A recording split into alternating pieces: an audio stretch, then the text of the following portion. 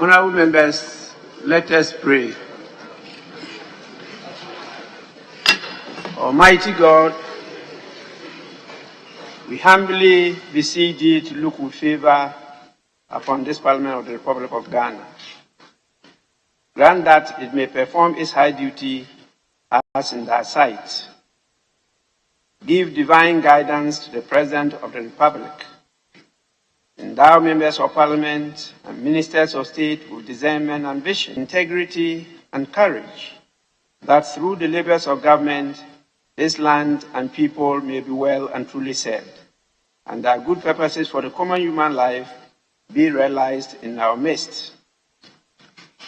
O God, grant us a vision of our country, fair as it might be, a country of righteousness, where none shall wrong his neighbor, a country of plenty, where evil and poverty shall be done away with, a country of brotherhood, where all success shall be founded on service, and honor shall be given to the deserving, a country of peace, where government shall rest on the will of the people and the love for the common good.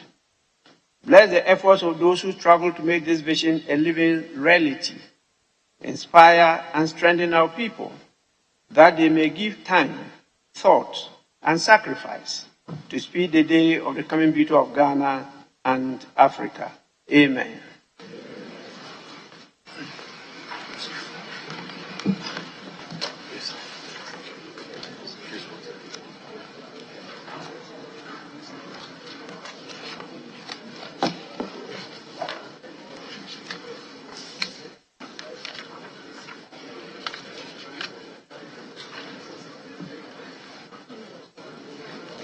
Honorable members,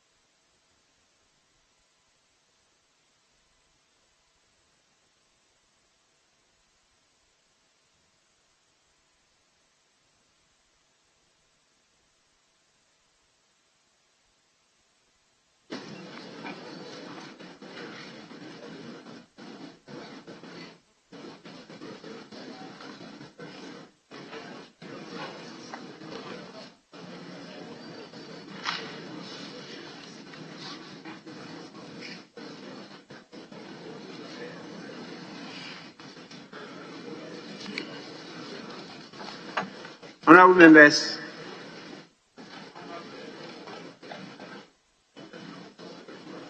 I have no message from His Excellency the President. And so we'll take item 3, formal communication by the Speaker. I want to formally inform you that I led the delegation of the House, the institution of Parliament, to the north to start the first phase of the celebration of the 30th anniversary of the Fourth Republic of Ghana, with emphasis or focus on the institution of Parliament. I'm happy to inform you that the kings, chiefs, the elders and people of the 5 regions in the north warmly and hospitably welcomed and received us, and the attendance was very massive. It was a resounding success. And then the kings of the Mamprugu, that is the Nairi, and the king of Dabong, the Yana, and the king of Yagungura, that is the Gunja overlord, showered us with some presents. And since they were not meant for me or the members of the delegation, but for the institution of parliament is proper, I inform the House. And I do so now, and then I will then await your instructions on what to do. But I want to, on your behalf, convey our gratitude to the kings, the chiefs, the elders, the people of the 5 northern regions for what they did. I think we appreciate it as an institution, and I think it's a good step forward, and we hope to receive such as we move around the country. In fact, the celebration has been broken into about 5 phases, and so this is the first phase. In the second phase, we go into the midsection, we go to the western, we go to the eastern, we end up here in Greater Accra. And so members should get themselves ready. Your colleagues, some were able to join us, particularly those from the 5 northern regions. Your leadership were also able to join us. And then, together with my 2 deputies, we obeyed your instructions and did exactly as you directed us to do. So this is an important celebration that I think we should make public. And it's another way of sensitizing the people and preparing them to be ready for us to celebrate the achievement that we've made for 30 continuous years practicing multi-party democracy in peace and progress in Ghana. So I thank you for the opportunity. The other matter, the leadership said they will handle it, so I won't say it. The majority leader had a word with me, and they will handle it. But it's an urgent matter that Parliament have to take control of, and will do so without fear or favor to make sure that some things are properly aligned in the country. So leadership will be bringing it forward, and whatever happens, you will hear from us. We now go to item 4, correction of votes and proceedings and official report.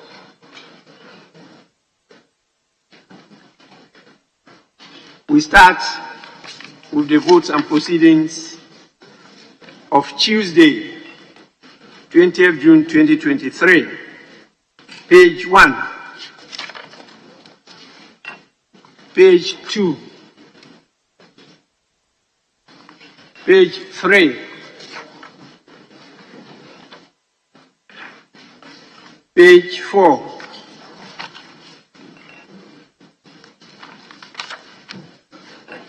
page 5,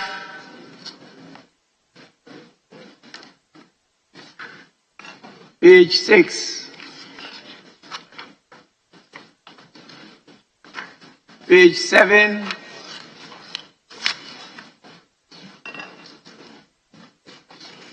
page 8.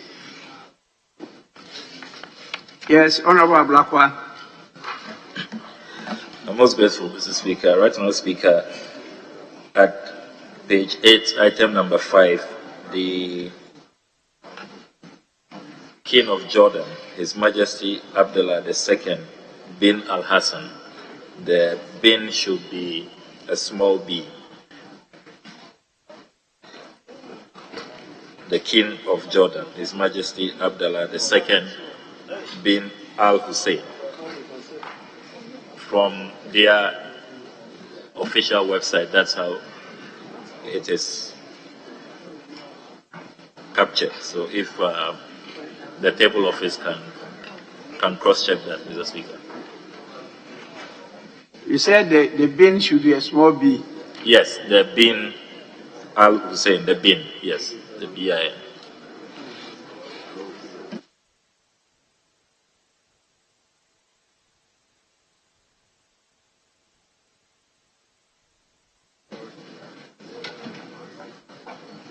You know the meaning of bin? Yes. The son of. Yes. That is Ibn. Yes. Son of. The son of. Some use capital B, but you are drawing our attention to the website where they are using small b. And so that's where I will take it from. If not, some use capital B. His Majesty Abdullah II, son of Al Hussein, bin Al Hussein. So table office, can you take note? Page 9.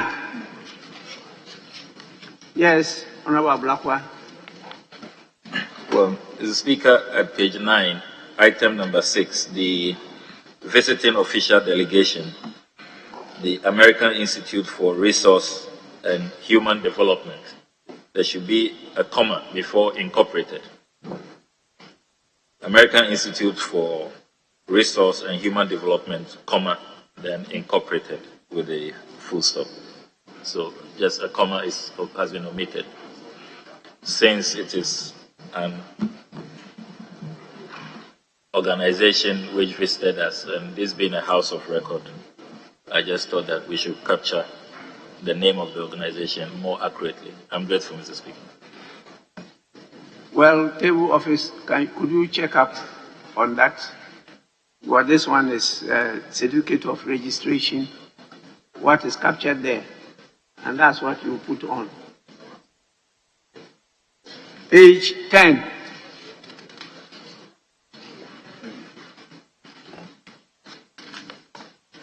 Page 11.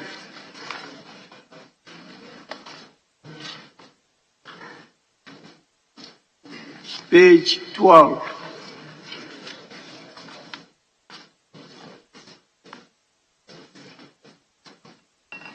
Page 13.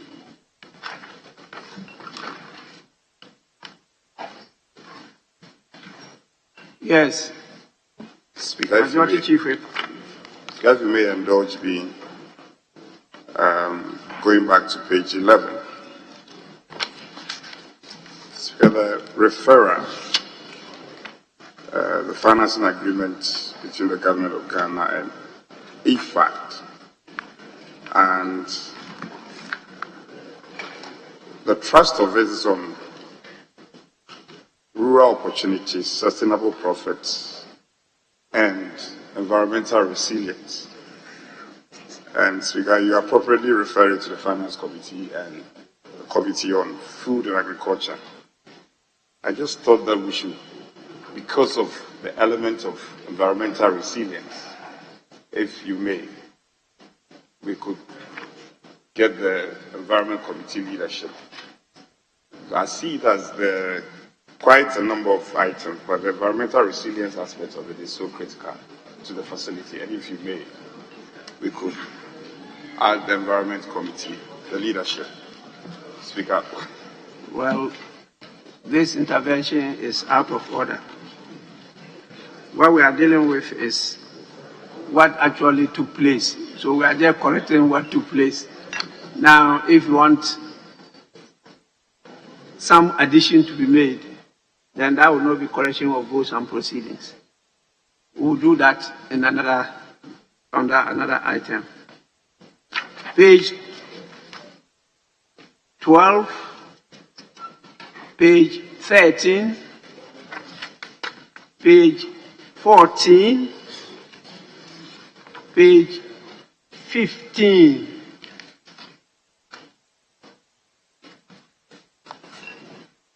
page 16,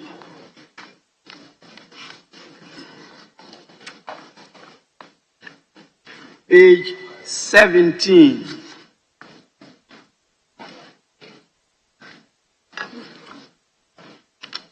Page 18. Yes, Honorable Blackwell.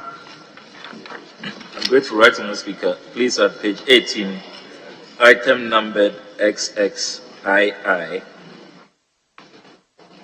the institution should be the Health Facilities Regulatory Agency, Health Facilities.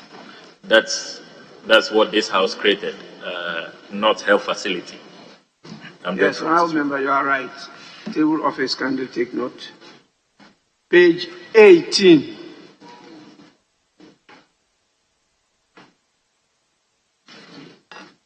Page 19. Yes, Honorable Blackwell. Right Honourable Speaker, at page 19, the Ghana Association of Medical Laboratory Scientists should be plural. So if both XXIX and XXX could be corrected accordingly.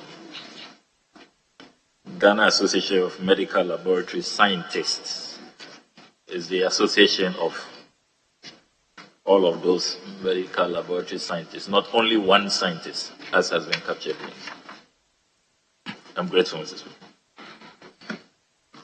Table office, the Honourable Member is right. Kindly take note and do the necessary corrections. Page 20.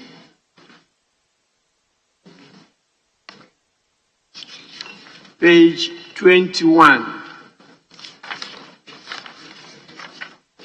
Honourable Members, is it page 21?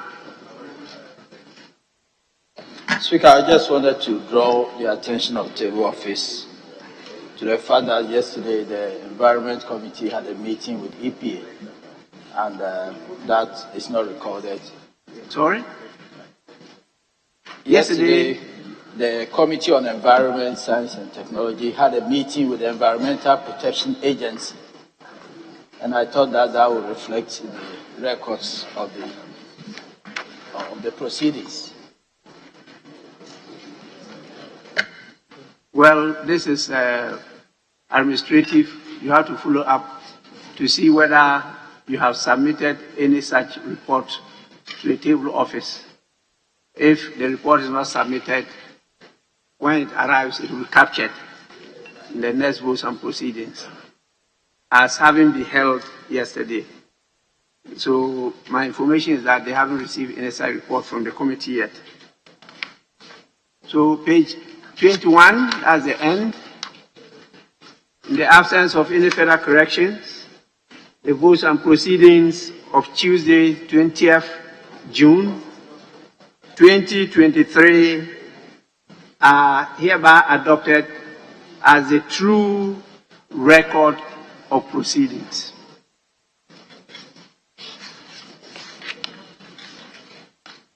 Honourable Members, we are to proceed to item 6, which deals with statements. And I've admitted 2 statements. One from the Honourable Member of Parliament for Takwa in Swayum, the Honourable Deputy Minister,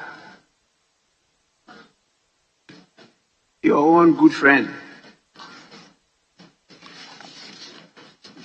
and before he makes the statement,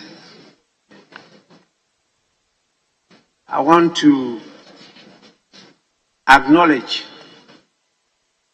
the presence of a very important team. In fact, the members are here with us. The management are part of the members, are the distinguished members gallery. And that is the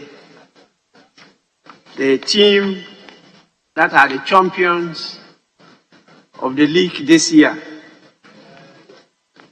So when you see me being honored with this medal, that is from the great Mediama Football Club.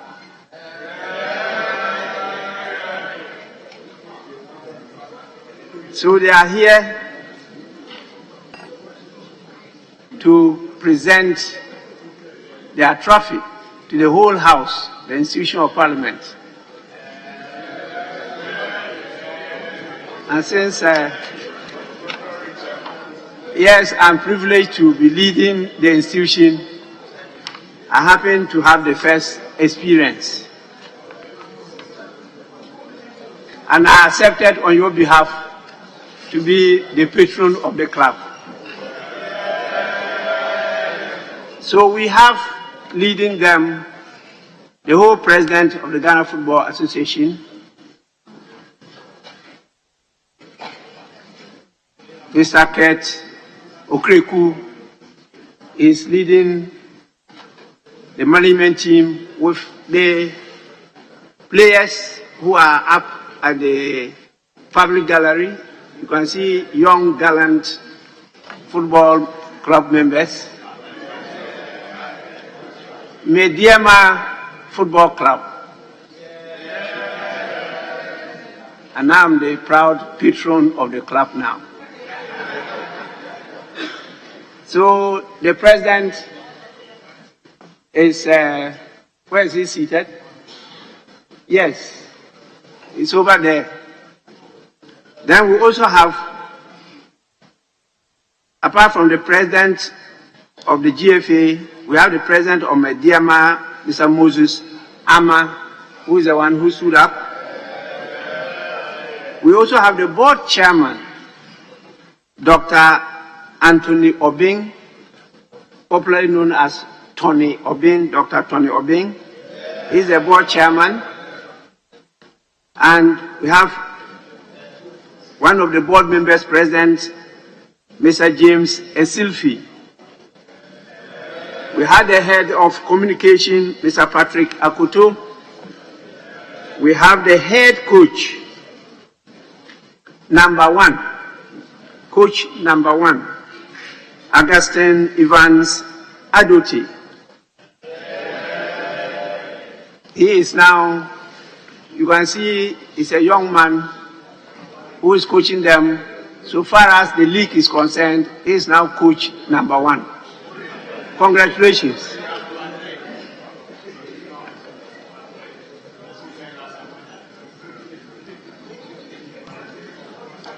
That's a different football game. We have the captain of the team, Mr. Kwesi Dunsu, captain. Where are you? Yes, this is the captain of the team. So he was the one who adorned me with the medal, a beautiful one. I am prepared to share it with all of you. So on your behalf, I acknowledge and welcome them to the House of Parliament, the chamber, which is for all the people of Ghana, and at any time, you are always welcome. The Honorable MP, Deputy Minister, will be making the statement. Then after that, I've admitted another statement which will also be delivered. So I'll call on the Honorable Member of Parliament for Takwa and Swayum constituency to do so.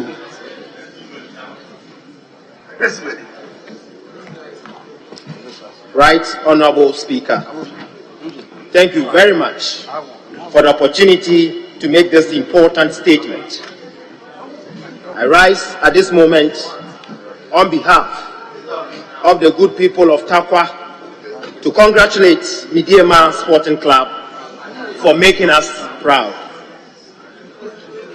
Mr. Speaker, Takwa is globally known as the center of gold mining in Ghana from pre-colonial era.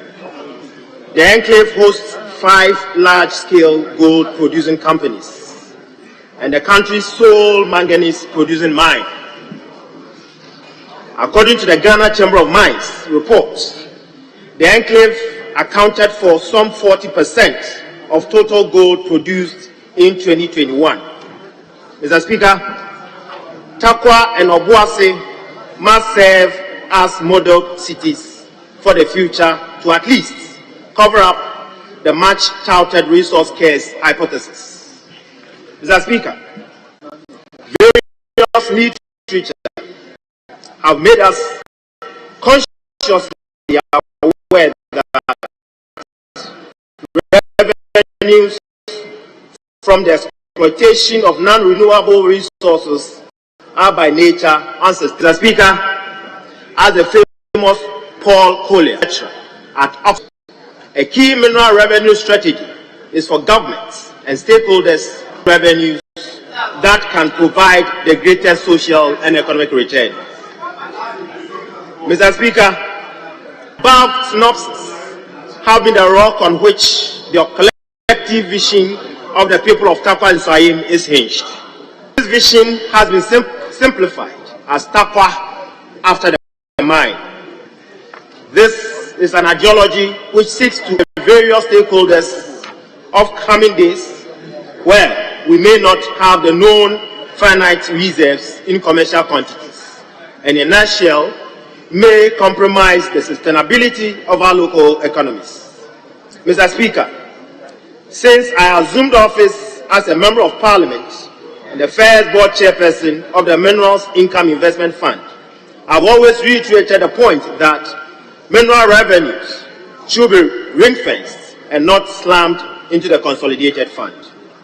Moreover, it must not also be tracked in the lines of consumption and recurrent expenditures, but critically invest in infrastructure, health, education, human resource development, sports development, among others, to foster socio-economic development. Mr. Speaker, it is very refreshing to indicate that developmental projects are gradually becoming a reality in the Takwa and Swahim municipality. Gabriel Koto is actively working on the Agunan Kwanta Takwa stretch as we speak, with work progressing steadily. I thank His Excellency, the President and the Minister for Roads and Highways. Mr. Speaker, for example, the Takwa-based University of Mines and Technology, winning of the Ghana Gas Challenge 3 consecutive times in a row since the challenge was instituted, has proved how the various infrastructural projects by the government have lifted the general capacity of the university. UMAT has for the 4th time since 2016 won the National Petro Bowl contests and the African Petro Bowl contest recently held at the University of Ghana. Mr. Speaker, I am that UMAT, by this feat, will be representing the entire Africa at the 2023 International Petro Bowl contest in Houston, USA. This is great news for the good people of Takwa, Wasaman, and Ghana. Mr. Speaker, education is very important, and investment in education in the mining communities is one surest way towards building a sustainable future. For education to be meaningful, teachers must give their best, as postulated by Sidney Hook, an American philosopher. And I quote, "The teacher is the heart of the educational system," unquote. If they are the heartbeat, then we need to motivate them. Mr. Speaker, on June 3rd, 2023, I held the 2nd edition of the Duka Teachers Awards scheme in my constituency, Takwa and Swahim, where 19 teachers were awarded various prizes. The overall best teacher, Mr. Speaker, walked home with a brand new Suzuki Swift vehicle. I use this medium to congratulate Madam Edna Amirie, a tutor at the Takwa SHS for winning the coveted award. Mr. Speaker, the various extractive companies in Takwa are being lobbied to undertake CSR projects that will stand the test of time. This initiative is to compensate for the loss of the mineral resource exploitation gap. The narrative now is to use mining to create tangible projects for the future and also add value to our resource base. If United Arab Emirates can invest in infrastructure to attract tourists as a strategy to sustainably invest oil rents, and Botswana, our own sister country, could manage their mineral rents to sustain their economy, then I believe Ghana, Africa's largest producer of gold, is on the right path by establishing the minerals to build local champions in the industry and also ensure the betterment of our future generation. Mr. Speaker, I am pleased to reiterate that the narrative in Takwa is changing.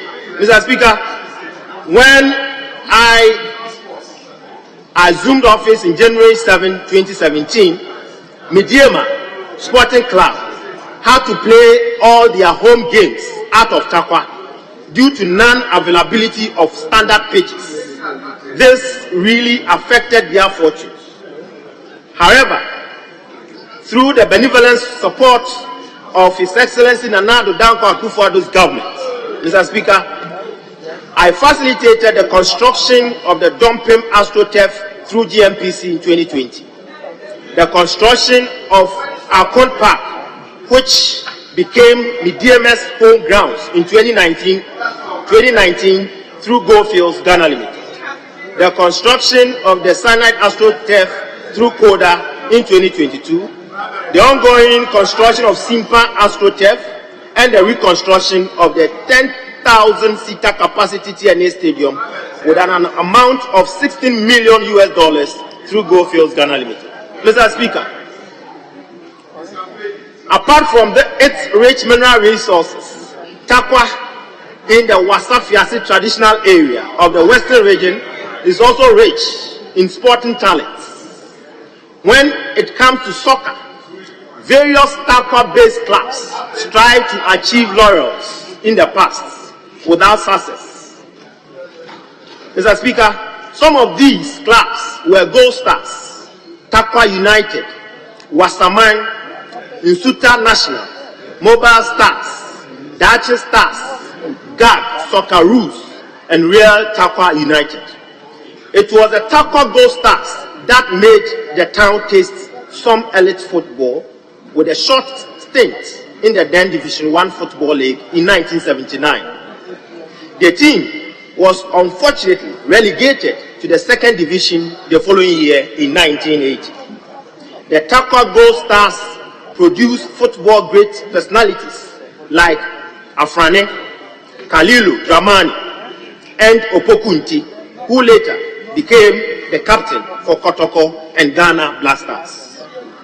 Mr. Speaker, it has taken 30 good years for Takwa and Wasaman in general to taste elite football again when, in 2008, Moses Amapak founded the team in my hometown, Dompim Pepesa, when I was the municipal chief executive. Since then, Midiema Sporting Club has been a household name in the Ghana soccer fraternity. It was all joy in June 11th, 2023, Mr. Speaker, when Midiema Sporting Club were crowned 2022-2023 Ghana Premier League champions. Mr. Speaker, this is the first time in 47 years that a major soccer trophy has come to the Western region after the Sekendi Great Azakis won the then First Division League in 1976. I can confidently say that Takwa now hosts the best sporting facilities to unearth talent to foster economic growth. Takwa will soon host Mamelodi Sundowns, Raja Casablancas, Zamalex, Kano Piles, etc. Mr. Speaker, the entire team of Mediama is here today as you warmly welcome them this morning to present the trophy to the Speaker and members of Parliament for their support and blessings during the season. And the trophy is here at the chamber, as you can see. Moreover,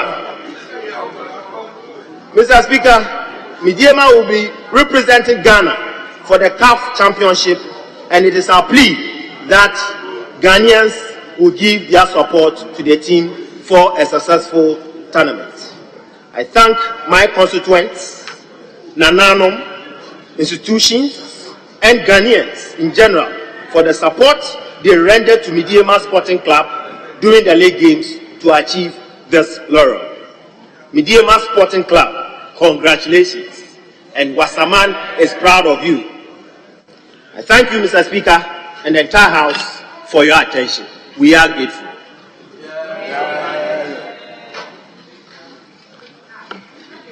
Honourable members, I will allow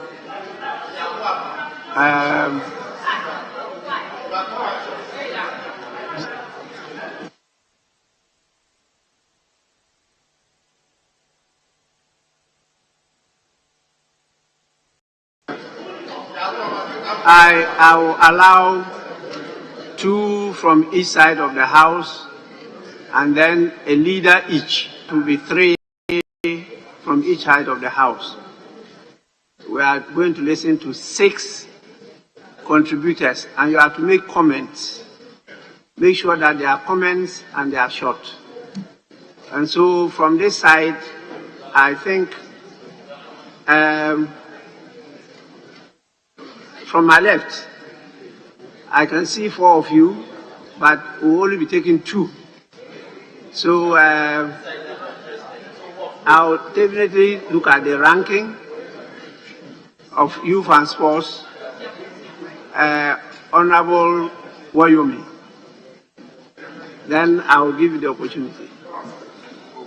Thank you, Mr. Speaker, for giving me the opportunity to add to the statement that was ably delivered by my colleague in congratulating the brand new football team, new in the sense that they were founded as far back in 2002, then called Kesben Football Club. And 2011, they changed to Mediama.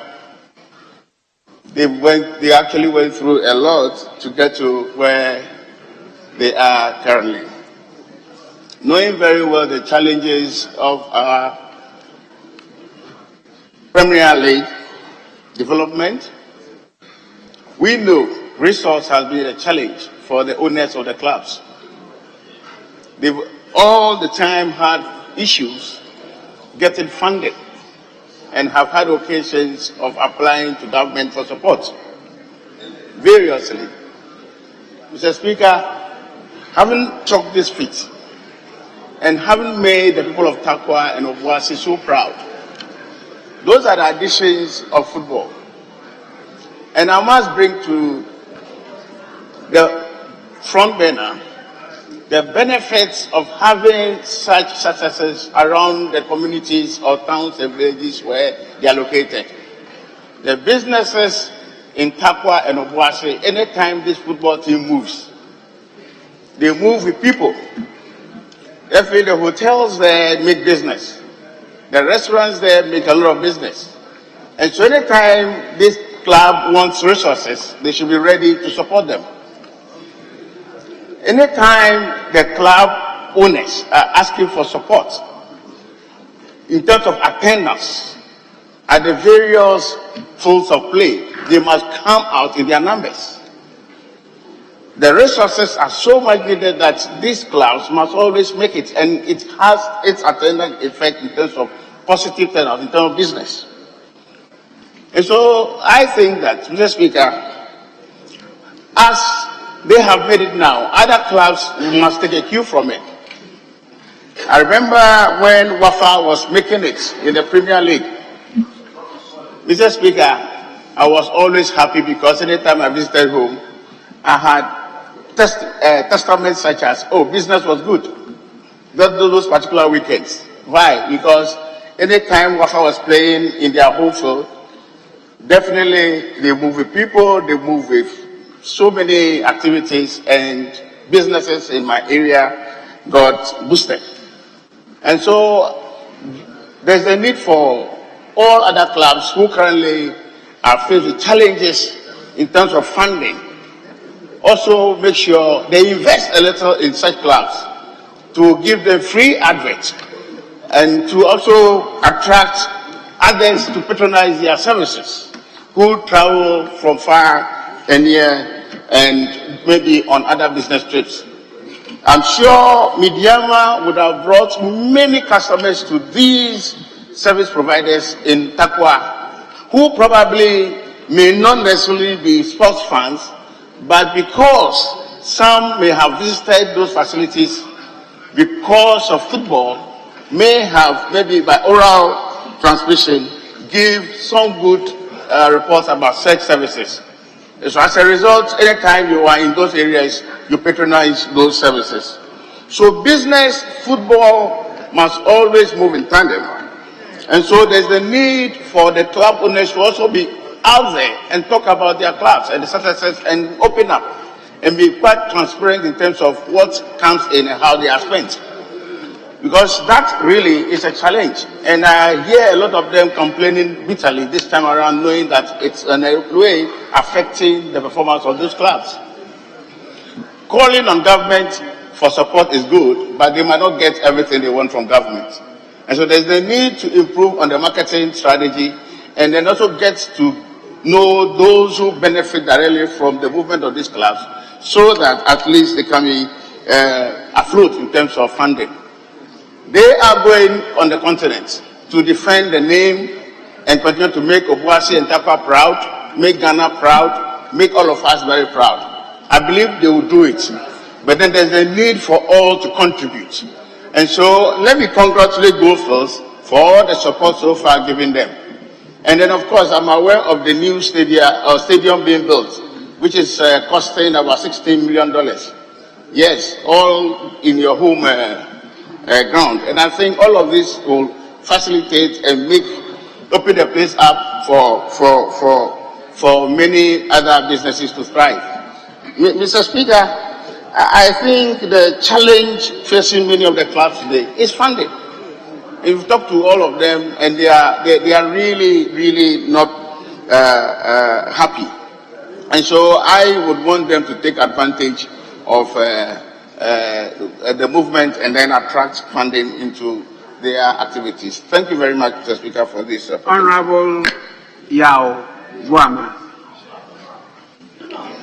Thank you very much, Mr. Speaker, for the opportunity to make a few comments on the statement ably made by the member for Takwa Israel. Mr. Speaker, I have gone through the league table for the 2022-2023 season in Ghana. And Kumasi Asante Kotoko, the best club in this country, placed fourth. Accra House of Oak, which was also founded in 1935. In 1911, Kotoko was founded in 1935. House of Oak, 1911, placed 12. They were 12 on the log. Your favorite, Mr. Speaker, your favorite, Real Tamale United, Real Way Una, was conspicuously absent. RTU, now Tamale City, placed 16th. Mr. Speaker, it tells you something, that those traditional clubs are struggling because of sponsorship. Now these new clubs are able to get the players that they want, groom them well, and get the results and win the leagues. If you go to Ahafo, Mr. Speaker, you knew of Bafakwa, BA United, Techiman, Holy Stars. They are all absent. They are extinct clubs. You find them. Honorable Bafo West team is in Swatre man. They are playing in the league. Mr. Speaker, football is now a big business, and congratulations to my good friend, Mr. Parker. I watched the last African Cup of Nations Club Championship between Al Ahly and WAC of Morocco. Al Ahly won the trophy 3-2. And if you look at the quality of play, it should tell you that those countries are investing in their academies. Companies are investing in football and sports in general. That is why Morocco could get to the semi-final stage of the last World Cup. If you look at the Senegalese team, it should tell you that some old players are putting money into academies. Patrick Vieira and co, they are putting in big money. What are former national stars doing in Ghana? Everybody is saying government must contribute. Government must contribute. How much can government put in football? Go to the sports village of Mamelodi Sundowns, Pirates, Chiefs, and you think you are somewhere in Europe. If you don't invest in sports, you won't get the results. Alhaji Gruza, King Faisal, one man, how much can he support King Faisal with? So we all have to go back to the drawing table and look at how football is financed and our sports is financed to be able to win the trophies that we want this country to win. Else, we'll be wearing our national team shirts, going to the stadium and coming back home with high blood pressure and disappointment. If you watch the Black Stars against Madagascar on Sunday or so, Mr. Speaker, this is not the Black Stars you would want to be watching. So a lot has to go on in our sports, and I commend the team for winning the league, and I believe that my club, Kumasi Asante Kotoko, ought to put the right structures in place to bounce back and become the #1 club in Africa. I thank you very much, Mr. Speaker. Yes, Honorable Tewia. Thank you, Mr. Speaker. I rise also to support the awesome achievement of Midiama, the managers, coaches, the players, and the citizens of the team. It's such a wonderful achievement, especially coming as far apart from the last time any team in that part of our world achieved such a feat. Their hard work has paid off, and we celebrate them today. And in the Western region and Western North regions, we will continue to share their shining example in this effort.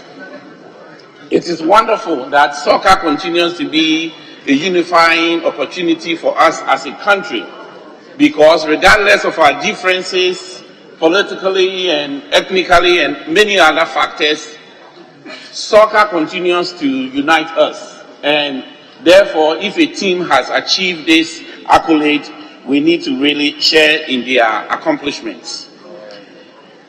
Continuously, we are beginning to see that the youth of our country are seeking opportunities to play soccer elsewhere.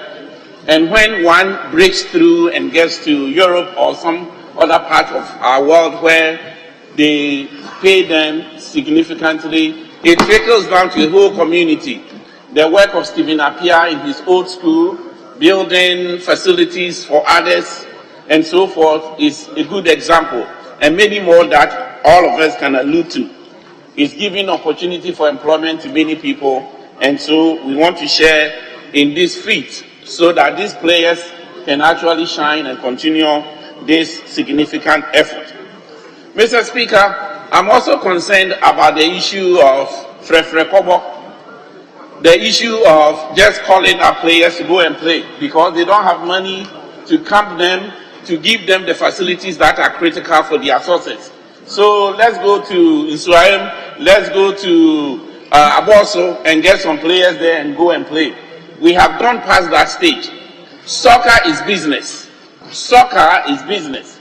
And as such, we must have institutions that would prepare people to assume these roles. Mr. Speaker, I had a very bad experience of a teacher in my constituency who owns a team. He listed everybody in the constituency who matters as supporters of his team to financially come up with the resources critical for him to play his games, the middle league. My name was number 1. I contributed as much as I could when they called me in the house, and all the money I had in my pocket and emptied for him. It was not enough for him, and therefore the radio station called me. You are the member of parliament and you contributed this much. Somebody else has contributed more than you. What do you think? Where do you stand?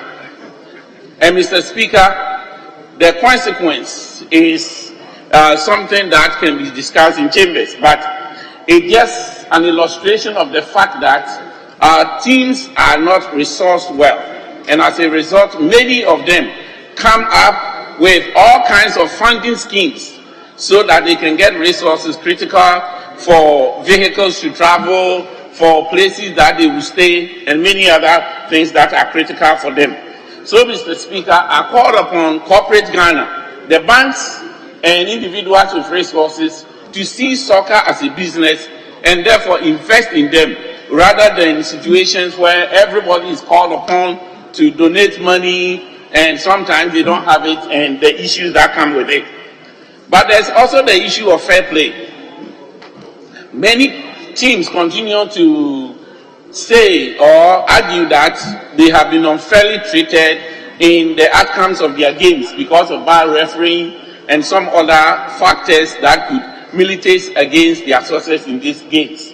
And so fair play, the issue of bribery and corruption in the process should be talked about and seriously tackled so that people can actually exhibit the skills they have, the talents they have, in a manner that shows their own qualities rather than being circumscribed by money and as a result lose the opportunity. I therefore call, Mr. Speaker, on corporate Ghana to continue to support these teams that are coming up so that young talents will continue. And I join the ranking member in his efforts to raise the awareness that many more teams, many more resources can be gathered from businesses that operate within the vicinity of the teams, and therefore from hotels to food sellers and all those that are connected. The chiefs, all those who matter in this matter should really matter. They should step up their efforts so that these teams get resources that are critical so that they can do their best. So on this awesome occasion, I want to again join the voices of praise and glory to Mediema for this wonderful feat. And I anticipate that the issues of funding will continue to flow to the team and for them to achieve great success in their efforts as a shining example from the Western region. Thank you, Mr. Speaker.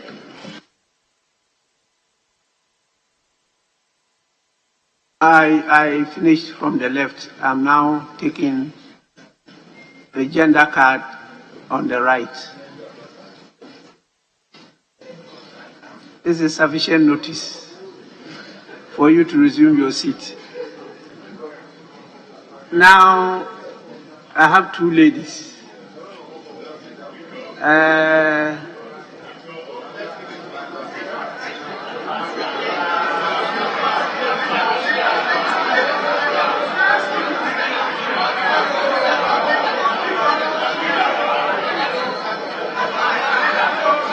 Well,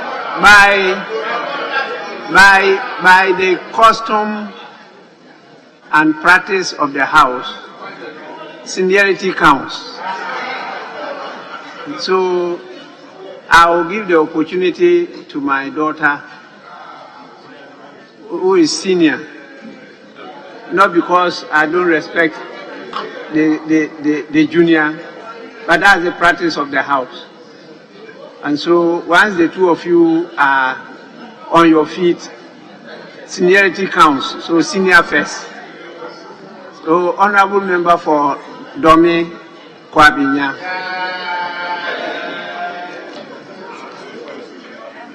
Thank you very much, Mr. Speaker. Mr. Speaker, I thank you for the opportunity, and I want to also thank the maker of the statement, the honorable member for Tako and Swaim, for making such a statement, to congratulate our young and energetic men, Midyama Sporting Club.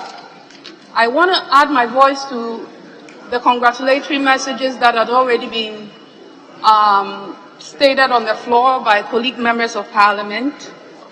And I also want to say that, Mr. Speaker, sports is no longer a game. We've gone past that stage where we only use sports as a source of entertainment or a source of social activity in our communities. Mr. Speaker, sports has now grown from that stage into a business, as many of the contributors have already stated. So, Mr. Speaker, if it's a business, then we ought to organize it in such a way that it's run as a business organization and not just a fun club.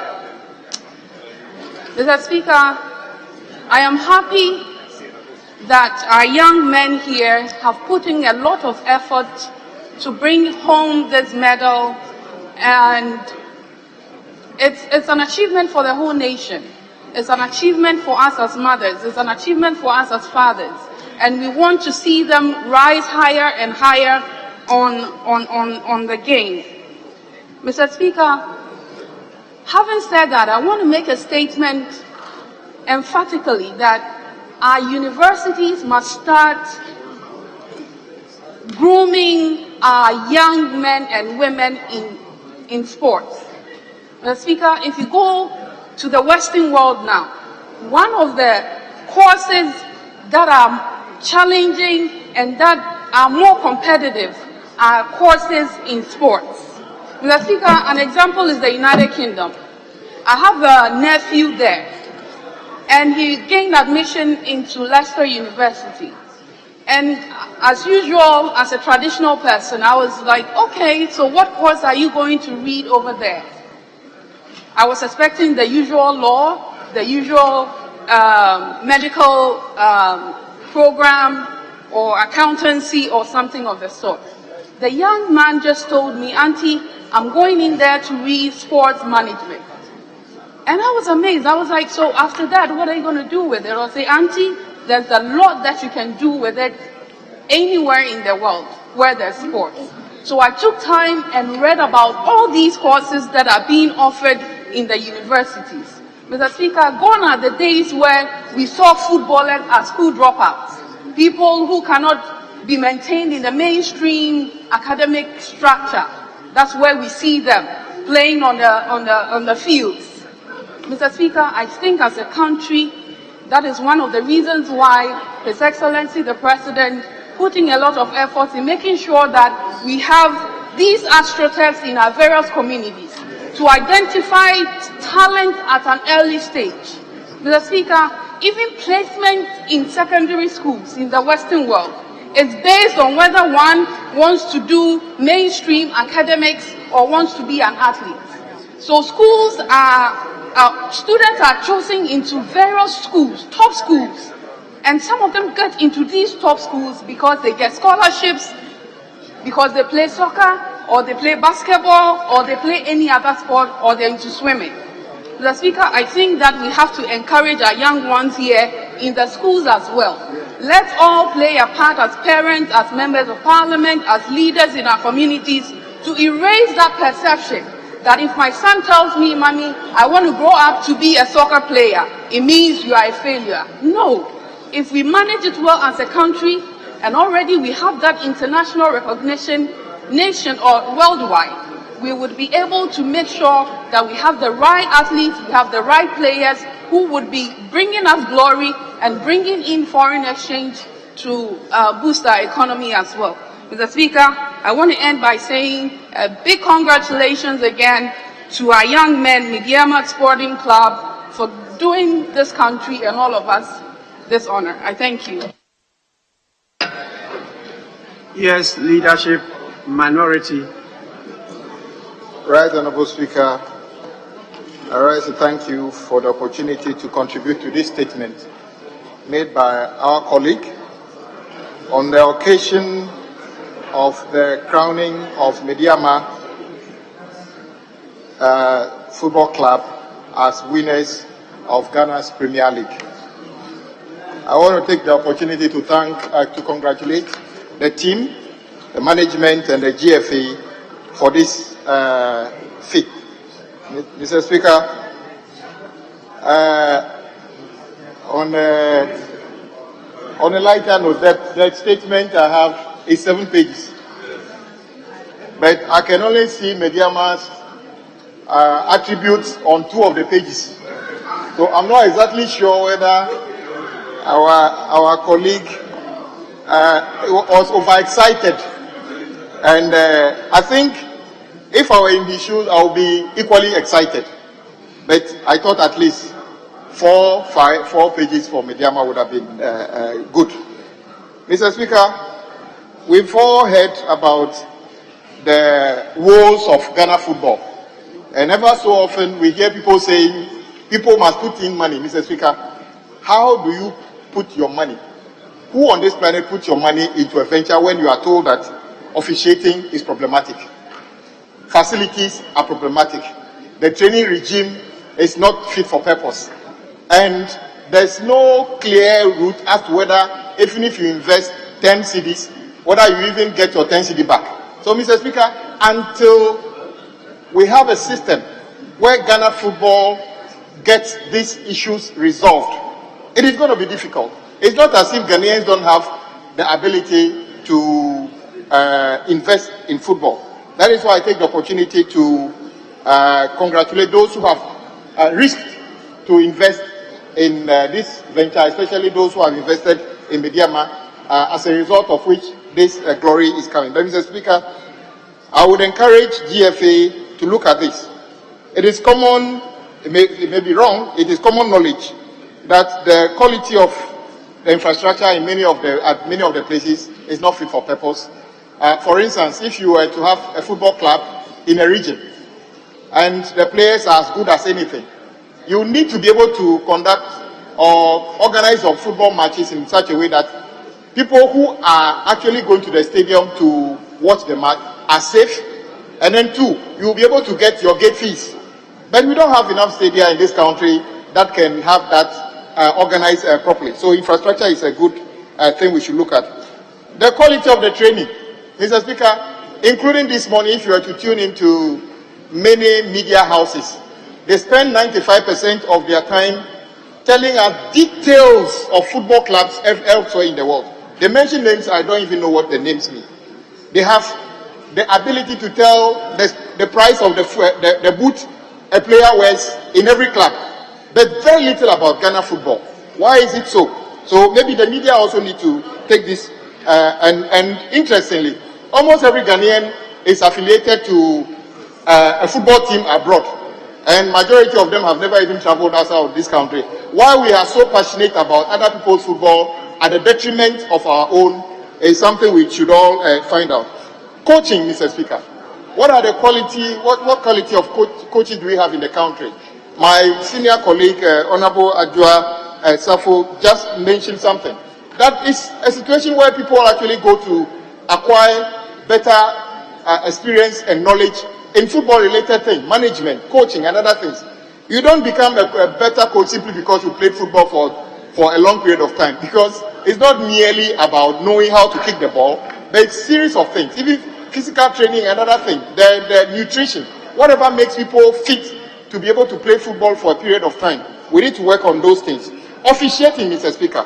Ever so often, appalling situation where you see officiating officials assaulted on the pitch simply because one side feels that the officials have misconducted themselves or did not give the appropriate verdict in one case or the other. Mr. Speaker, we need to look at these things. And Mr. Speaker, maybe we need to look at situations where maybe when the majority leader in his Razak days, when he was a footballer with accolades, I'm sure those days we all went to school where people actually came through secondary schools and other things through the district sports and regional sports activities. As we speak, I think there's a regional sports activity, district sports activities going on across the country. Mr. Speaker, you'll be surprised that some districts are not even taking part at all because they can't fund the activities of the district. Meanwhile, the district assemblies have a budget line in their composite budget, which is for sports. But where is the money at the district assembly? Because Common Fund hasn't released this money to them. So I know districts that are not participating. But those days, we were able to nurture talents from schools in terms of athletics, football, and other things. So maybe we need to look at that. But on this occasion, I think it's a good day, and I want to commend my colleague for making this statement. I think we should celebrate these little glories to urge us to be able to look for bigger glories to celebrate as a country. And I want to take the opportunity again to commend Mediama Football Club, the management, GFA, for this feat. And we want to see more of this.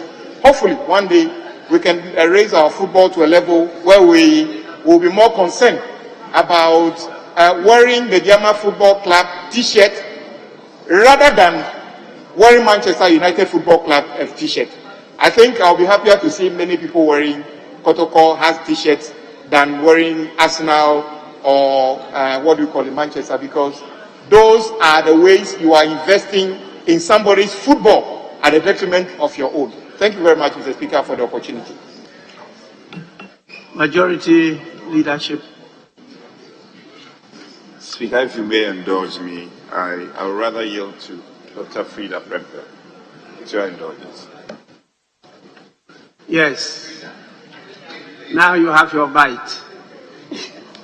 Thank you very much, Mr. Speaker, for the opportunity to also add my voice to commend Mediama for this great achievement. I believe they did not achieve this overnight. It took a lot of hard work, it took a lot of focus, it took a lot of determination to achieve this purpose. Mr. Speaker, I read from the write-up that it has taken TAPA over 30 years to test elite football. And it has also taken them about 47 years to achieve this great achievement. I want to use this opportunity, Mr. Speaker, to talk about the fact that you cannot achieve this great thing overnight. So what are we doing as GFA, as a country, to support girls football, to support women's football, to support Division 1, Division 2, to put in a lot of resources and facilities to help these young potential young people in our constituencies to grow. Mr. Speaker, I must also use this opportunity to commend the President for his visionary leadership to construct sports facilities across the country. Because I know we've constructed about more than 10 or 12 across the country. There are astroturfs across the country. And my colleague, Deputy Chief Whip, said that there's a facility at the District Assembly level for development of sports. But if you don't assess it, they will not give it to you on a silver platter. So as a colleague, as a member of parliament, we had the opportunity to assess that facility from the District Assembly Common Fund to develop sports facilities in your constituency. So, Mr. Speaker, His Excellency Nana Addo Dankwa Akufo-Addo has, through the Ministry of Sports, has constructed over 10 or 12 astroturfs across the country.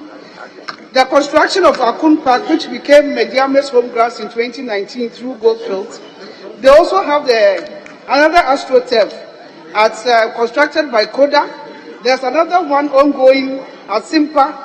And then, Mr. Speaker, the most interesting one of all is the reconstruction of the 10,000-seater capacity TNA Stadium with an amount of $60 million through Goldfields. Mr. Speaker, let me take this opportunity to commend major stakeholders, especially the mining communities and especially Goldfields, for coming to the aid of these young people in constructing a 10,000-seater capacity sports facility for the people of Tapa.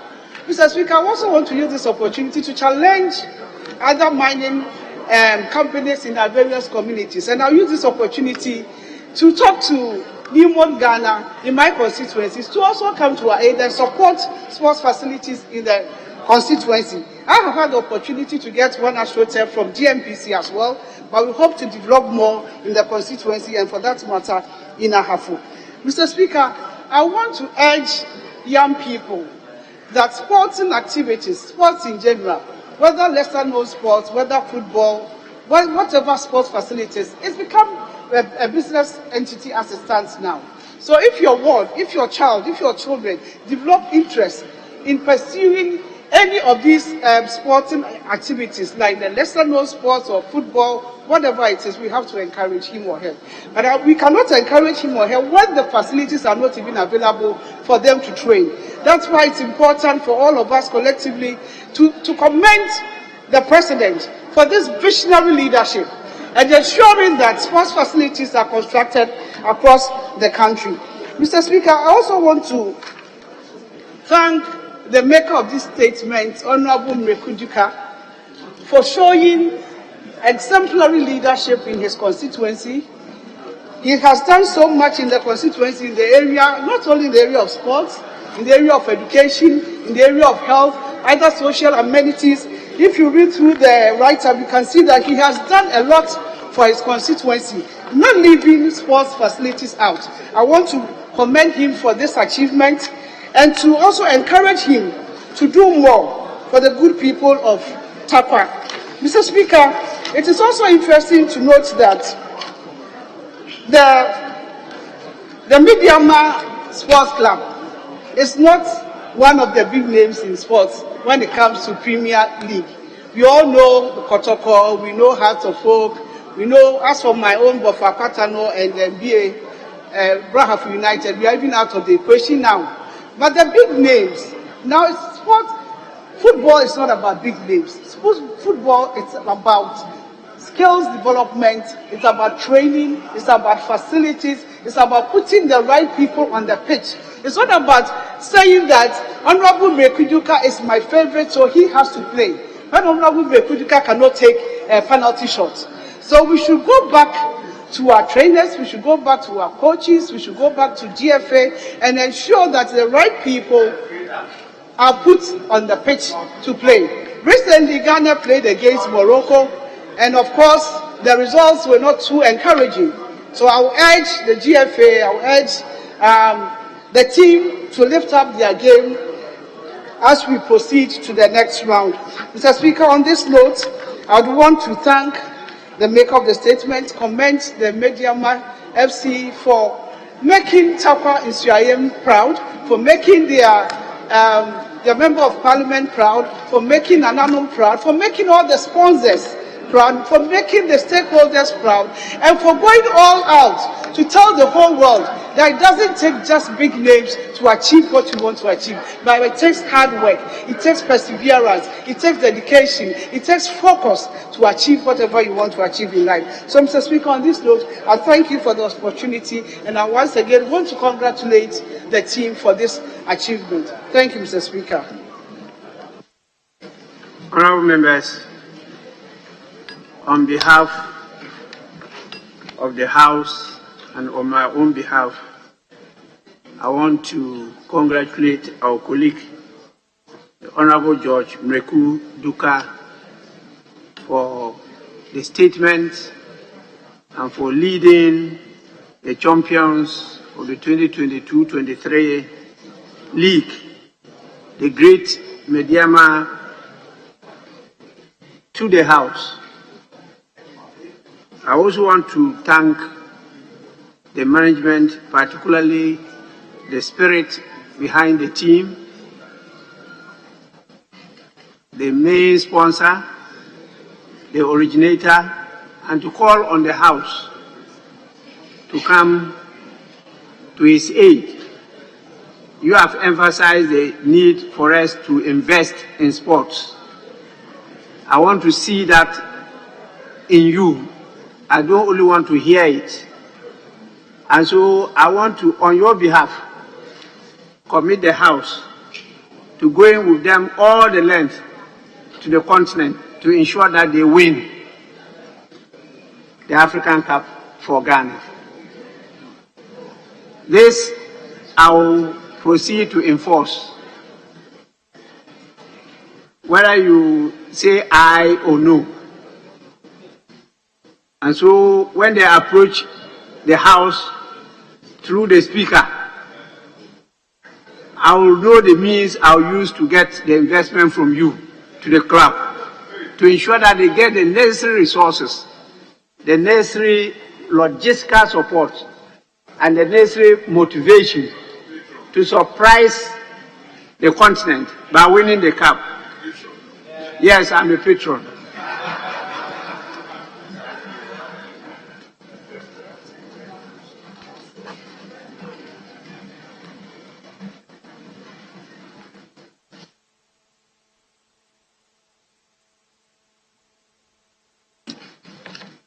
And so, as the patron, I'll ensure that that is done.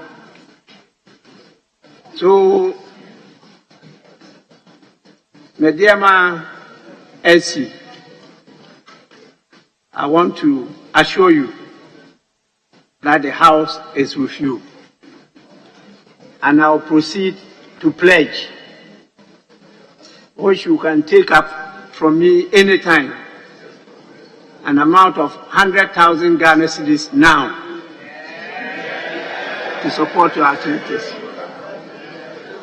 The Honorable Deputy Minister could receive it on your behalf.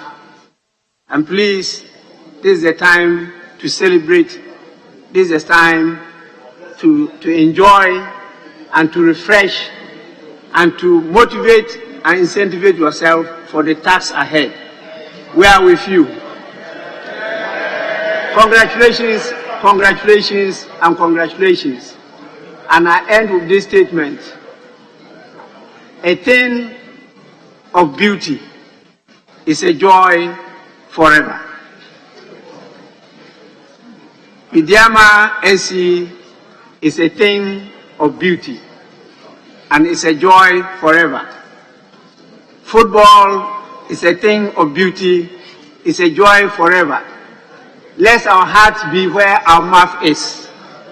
And I believe that this is the time to show it to all Ghanaians. So Parliament definitely will be with you throughout. And I'm sure we'll win the African Cup this year. With this, honorable members, with your kind permission, unless they have time, they are discharged. They can go back to perform their duties. Thank you, Honorable Deputy Minister. We now move to the next statement, and I'll call on the First Deputy Speaker to take the chair. That statement is on the holy pilgrimage to Mecca, and is going to be presented by the Honorable Member for Kumbungu, Honorable Professor Hamza Adam. It's on the significance of Hajj. Honorable Member, you may do so now.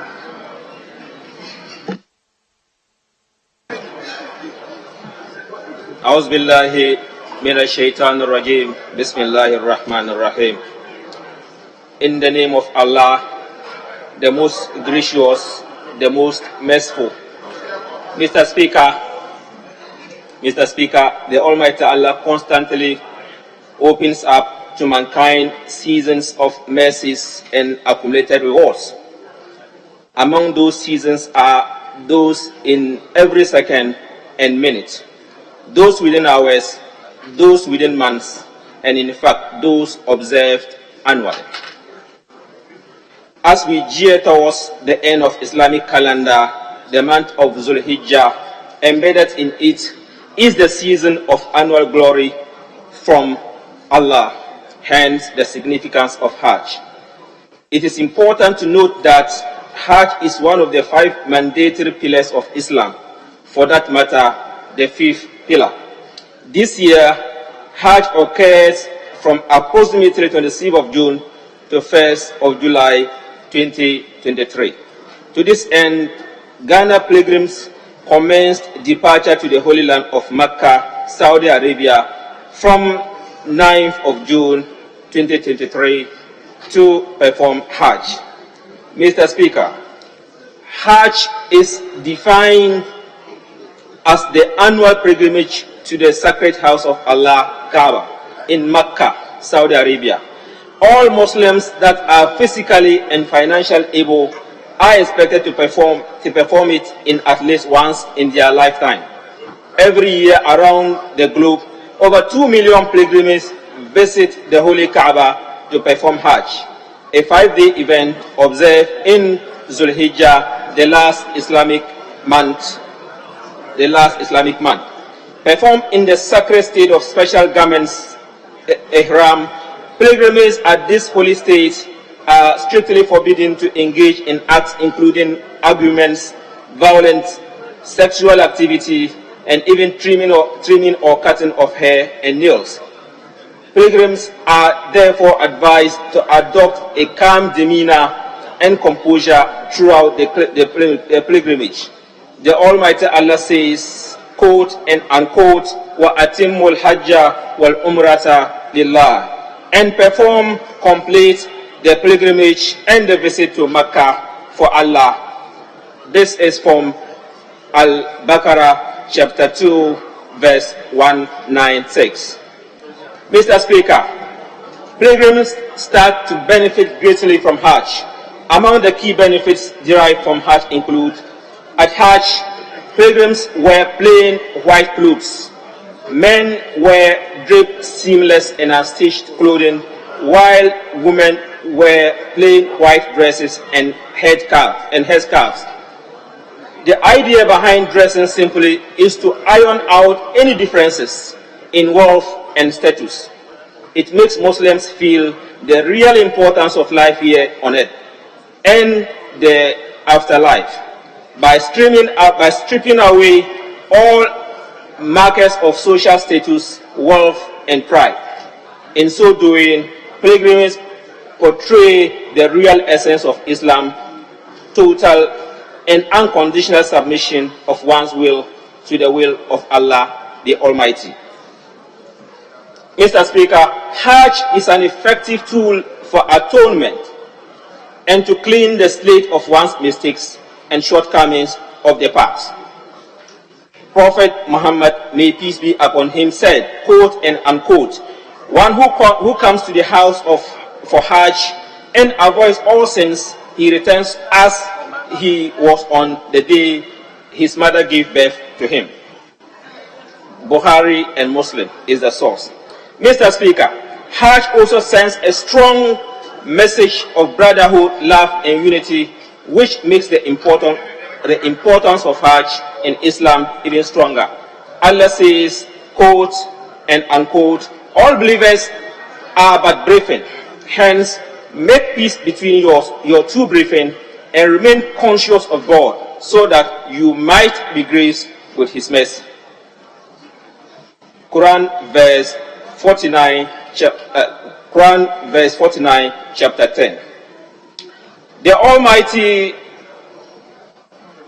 journey of Hajj is the easiest way to attain the satisfaction and pleasure of Allah, as the pilgrims are considered to be guests of Allah. Abu Huraira, may peace of Allah be upon him, narrated that one day the Prophet, may peace be upon him, addressed people saying, "O people, Allah has prescribed Hajj upon you, so perform it." Mr. Speaker, Hajj leads to the ultimate reward in hereafter, which is paradise, Jannah. Allah preserves for pilgrims' garden beneath which rivers flow.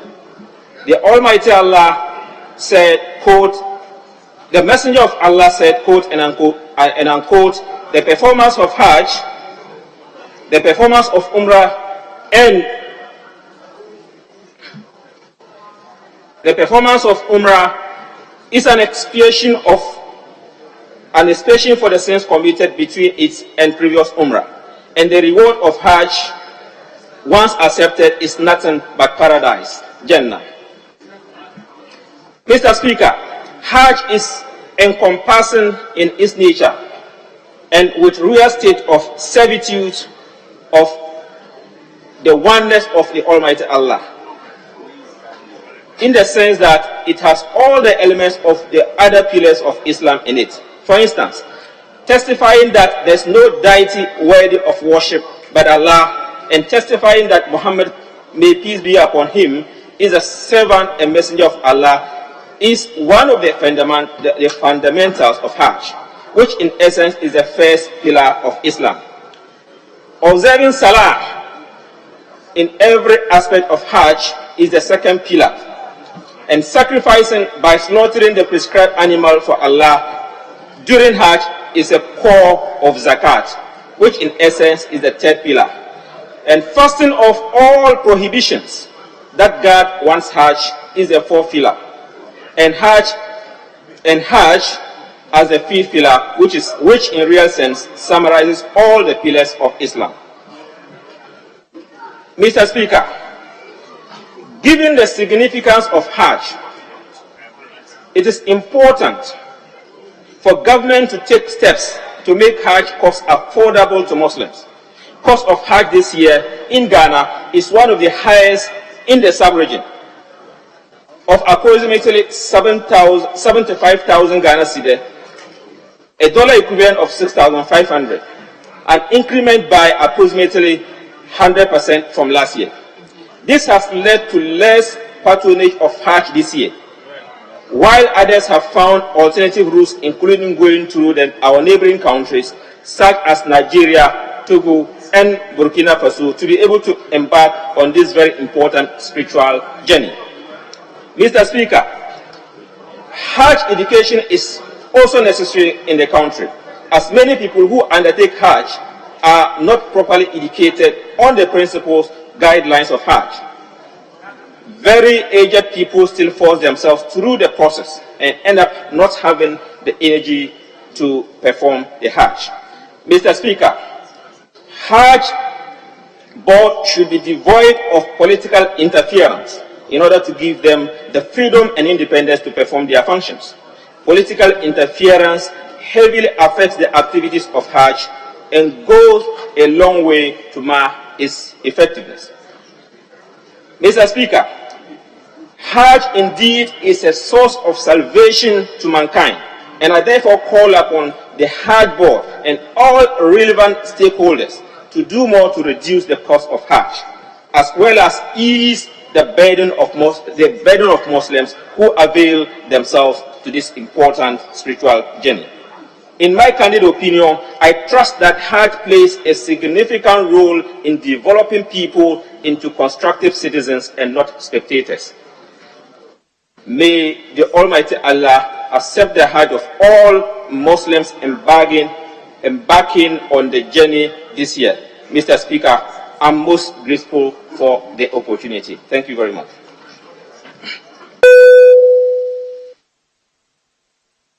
Yes, Tamalenov. Thank you, Right Honourable Speaker, for the opportunity to contribute to the statement on the significance of Hajj, otherwise known as the pilgrimage to Makkah, ably presented by the Member of Parliament for Kumbungu, Professor Hamza Adam. The Speaker, the significance of Hajj lies in its history and its spiritual significance, its spiritual importance. The Speaker, Hajj commemorates the sacrifices of Prophet Abraham and his family, and Muslims are encouraged when they undertake Hajj to mimic some of the sacrifices that the family of Prophet Abraham had to endure in the establishment of God's religion. Mr. Speaker, so you will find pilgrims engage in acts of worship that highlight unity, humility, and devotion to God. Mr. Speaker, Hajj is the fifth pillar of Islam, and it is mandatory for all able-bodied believing Muslims. Mr. Speaker, and that is why it is important that it is made easily accessible for believing Muslims who are willing and have the capacity to undertake it. It is a state-to-state arrangement, and so it is difficult for an individual on his own to apply for a visa, a Hajj visa, and undertake pilgrimage on his own, because it is a kingdom of Saudi Arabia arrangement, and due to that, states are given slots, and embassies of the kingdom in the countries where pilgrims come from are in charge of administering the slots that are located to countries. And that is why many states have set up institutions or organizations to manage the pilgrimage on behalf of these states. And so these organizations that are set up by the state deal with the embassies of the Kingdom of Saudi Arabia in the facilitation. Mr. Speaker, the honorable member in his statement highlighted, for example, the costs this year. Mr. Speaker, the cost is usually determined by the organizations that are set up by individual countries to partner the Kingdom of Saudi Arabia to organize the pilgrimage for their faithfuls. The Speaker, this year, Ghana determined through the National Hajj Board a fare of 75,000 Ghana cedis, $6,500 US. The Speaker, this is after the fare has been $3,490 for over 7 years. And Mr. Speaker, one would have thought that due to the depreciation of the cedi, the exchange rate crisis that we have experienced, the dollar rate of 3,490 would have been maintained. Because when the fee was fixed around 2015-2016, the cedi equivalent was only about 11,900 Ghana cedis. And for it to jump from 11,900 Ghana cedis to 75,000 Ghana cedis in the space of only 5 years, Mr. Speaker, it's troubling. It's troubling, especially so when this is said to be the fifth pillar of Islam and mandatory for people of faith. Mr. Speaker, what is even more troubling is the reports that have come out since the operation started in Ghana. There have been very disturbing reports of some people selling these lots at very discounted prices on the open market. Mr. Speaker, it has been reported that indeed there are some who are getting the slot for 40,000 Ghana cedis and below on the black market. Mr. Speaker, indeed, even on social media, there are fights between people who are known to be associated with the organizers of this year's Hajj. Honorable Saini, you know, by our rules, you don't intrude introduce controversy into a statement. So please keep yourself within the religious significance of the Hajj, please. Thank you, Right Honourable Speaker. I am guided not to, make it controversial, but my intention is just to highlight how troubling it is that the fare is pegged that high this year, making it very difficult for believing Muslims who are required by faith to undertake the Hajj. Mr. Speaker, I have, for example, the Nasara coordinator of the Northern region on social media fighting with other members of the party in the region over slots that were allocated to the Nasara unit of the party and how those slots were abused.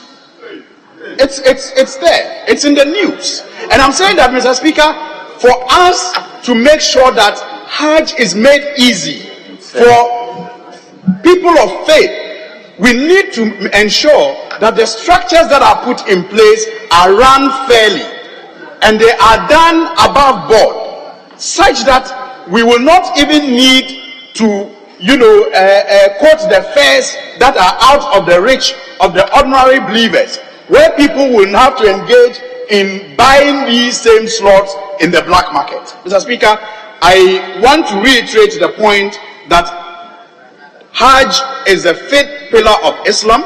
It is mandatory for able-bodied Muslims to undertake Hajj when they can, and because it is a state-to-state event, it is difficult for individuals to just apply through the Saudi embassy and get a visa to go and perform Hajj.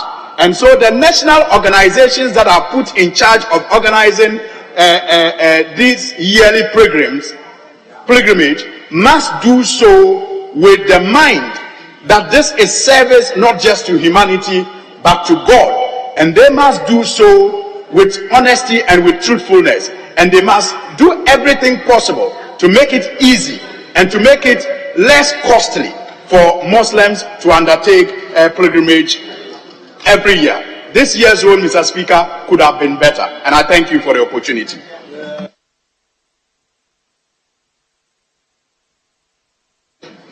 Honorable Zuera. Hello. Mr. Speaker, thank you for the opportunity. And I'll start by thanking my colleague, the Honorable Member for Kumbungu, Professor Hamza Adam, for making the statement to highlight this year's Hajj and also some of the challenges that have bedeviled the performance of the pilgrimage.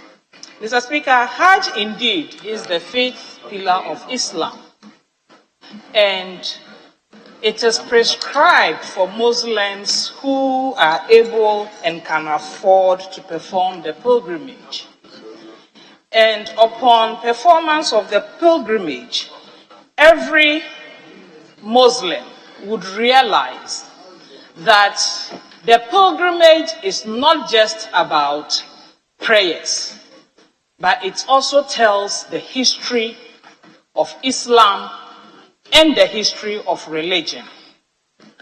When I made the Hajj in the year 2018, Mr. Speaker, it came to me as a shock that the only ritual which I participated in and which had the name of the Prophet of Islam, Muhammad sallallahu alaihi wasallam, dominating was the visit to the Prophet's mosque in Medina. Thereafter, the whole Hajj ritual seems to be, it's about God Almighty tracing the antecedents of religion to Prophet Abraham.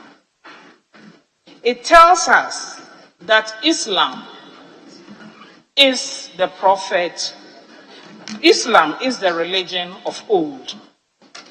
It is the religion of the Almighty Allah, and that is why for every Muslim you need to take the Kalimat Shahada, which is basically to bear witness that the Prophet Muhammad sallallahu alaihi wasallam is the Prophet of Islam and Almighty God remains the only God that we all worship. Mr. Speaker, it's not for nothing that Hajj is the faith pillar of Islam. There are other pillars, and it comes as the last one. It comes as the last one because we are supposed to prepare as Muslims, and indeed we are enjoined to perform Hajj, which in essence serves as a cleansing of all our sins and bad deeds so that we return home virtually as newborns. When therefore people embark on this pilgrimage and people get involved in dishonorable conduct, Mr. Speaker, it takes away from the purpose of the Hajj. Mr. Speaker, this year we've recorded one death in Mecca so far. The Hajj board issued a statement that one Zuleika had passed in Mecca. But this supposed pilgrim is not part of the Hajj board's pilgrims that they've transported from Ghana to Saudi Arabia. It's being suggested that she went there on the lesser pilgrim, which we call the Umrah, and chose to stay to perform the Hajj. That already should not be the conduct of a pilgrim. The Saudi authorities have said that you don't travel on a visitor's visa to perform the lesser Hajj and stay back as an illegal pilgrim to perform the Hajj. Mr. Speaker, the reason I'm saying this is we all aspire and we all make claims and make demands on one another all the time. Let's be truthful. Let's do the right things. When we can't do the right things and be truthful, even in serving our God, then it gives cause for worry. So, Mr. Speaker, I will encourage our imams, our elders in Muslim communities, our leaders of the Muslim community in this country to imbibe this in the Muslim Ummah, that it's important that Mecca is the holy land of our religion. We don't adopt dubious means to go and perform the Hajj. Let's do it properly as is enshrined and dictated by our religion.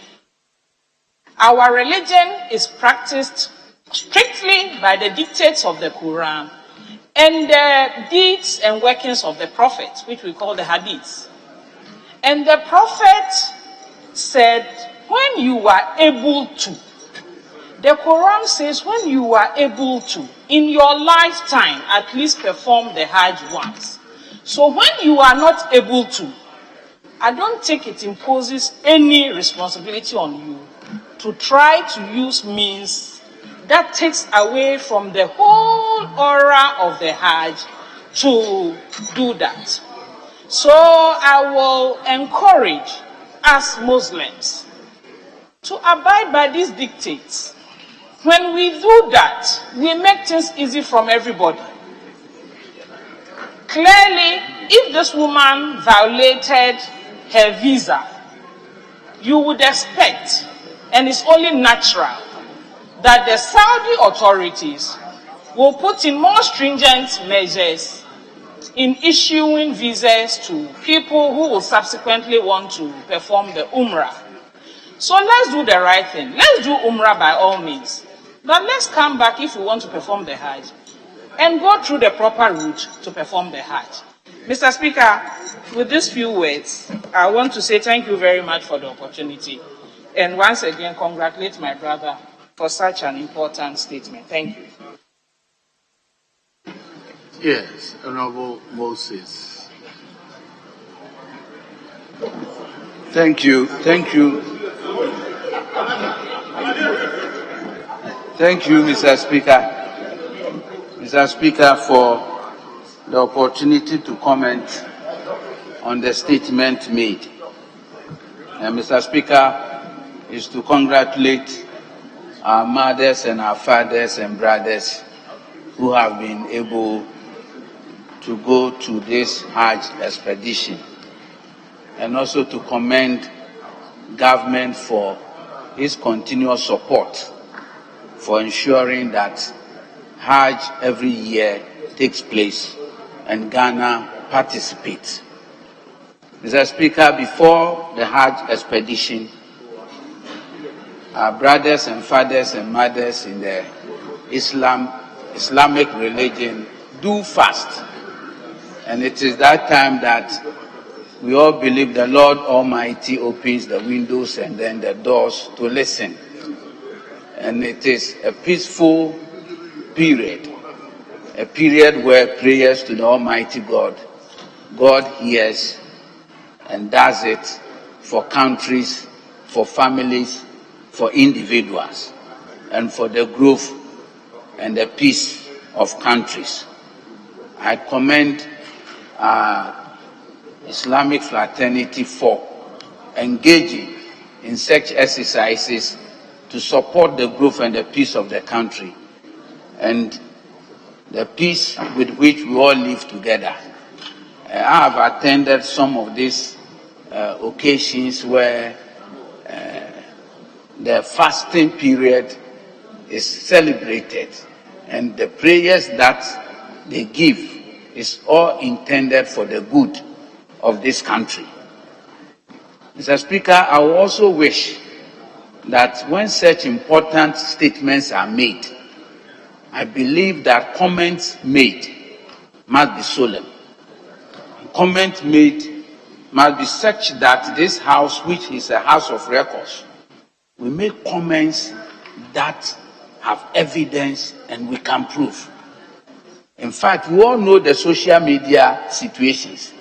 Today, things goes through this social media, and after check and balances, you realize that things that are said, some of the things that are said on social media are not true.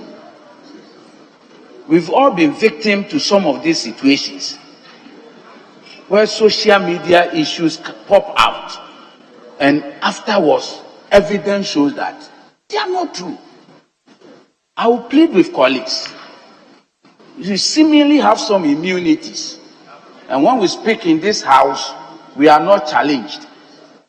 I will beg colleagues that anytime at all we're making statements in this house, with all humility, we should be circumspect.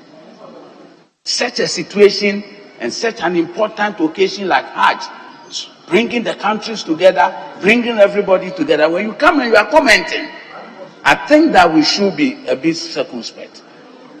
Some of the statements that are made relating to things that are said to be illegal and practices without evidence, and we allow things to go this way.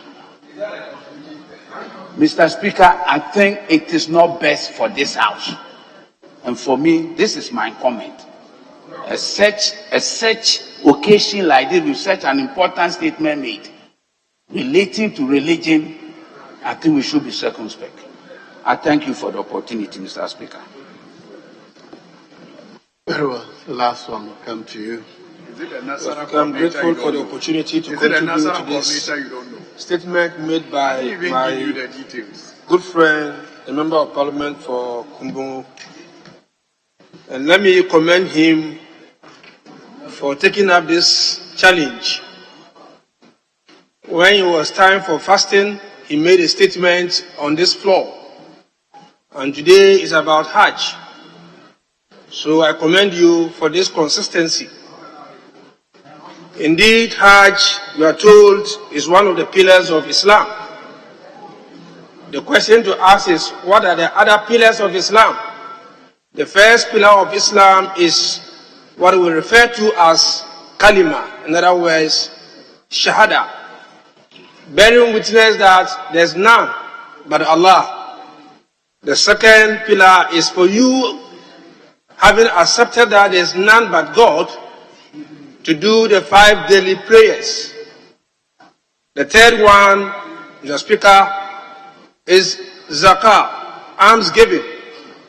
As a Muslim, it is obligatory on your part to pay part of your wealth to the needy and to the poor.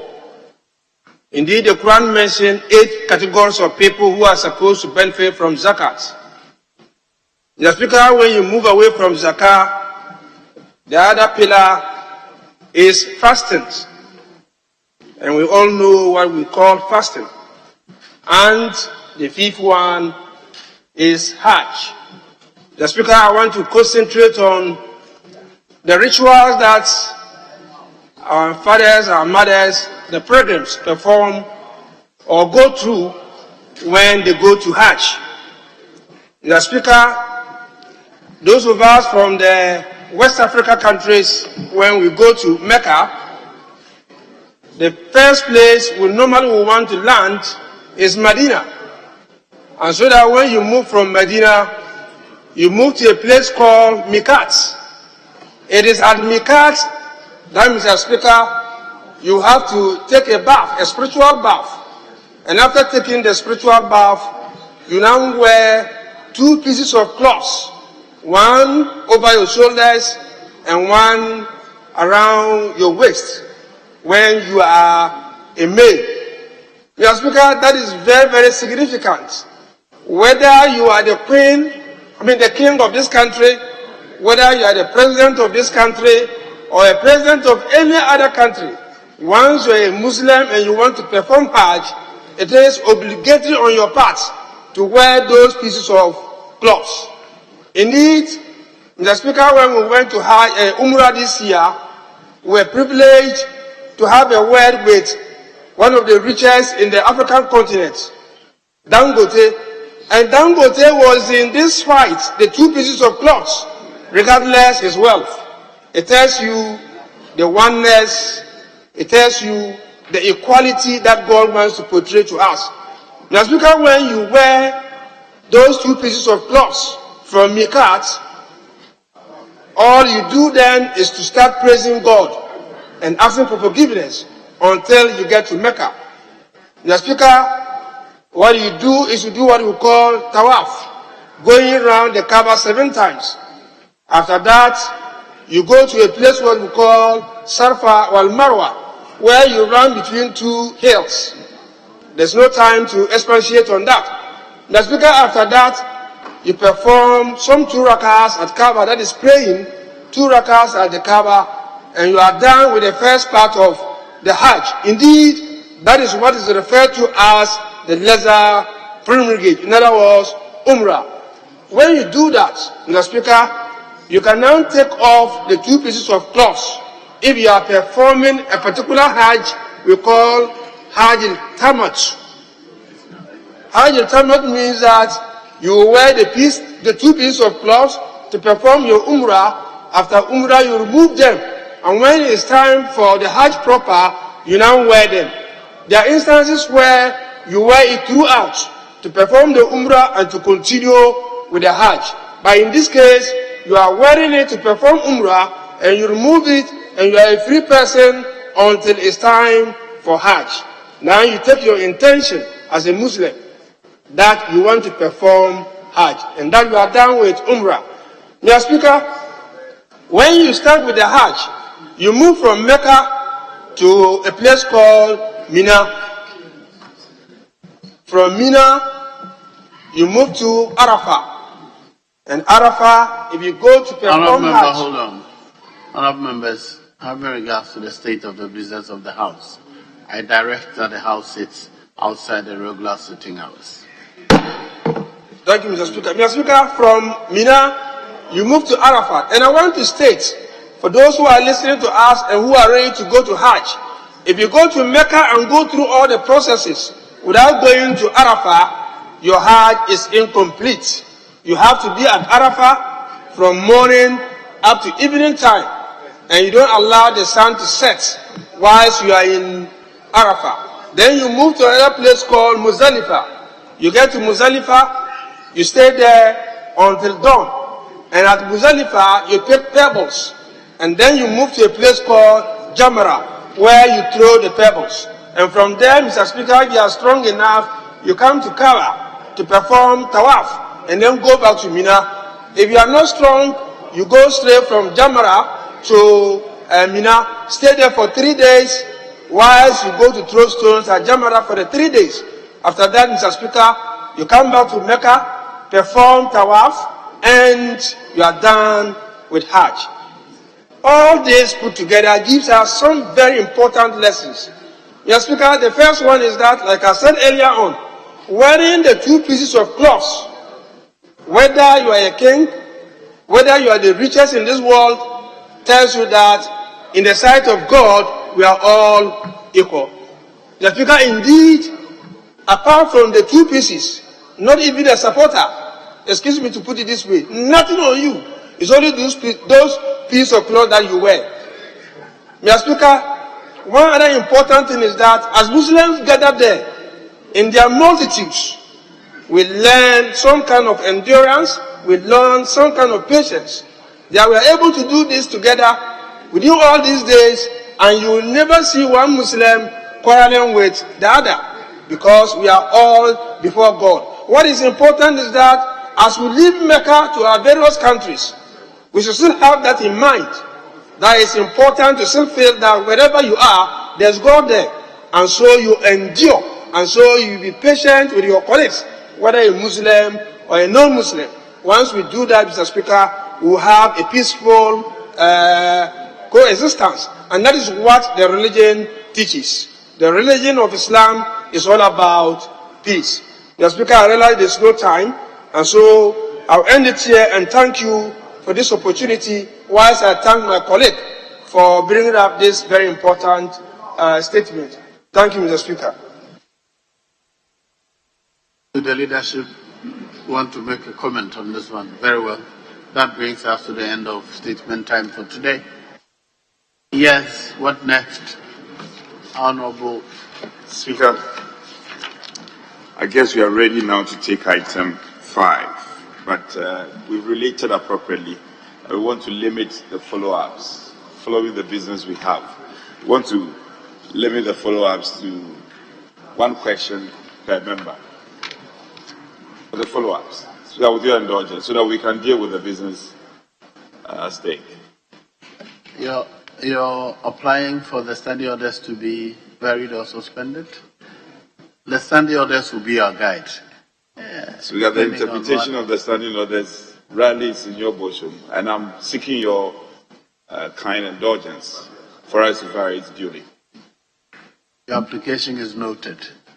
Now, shall we invite the Honorable Minister for Sanitation and Water Resources to take her seat?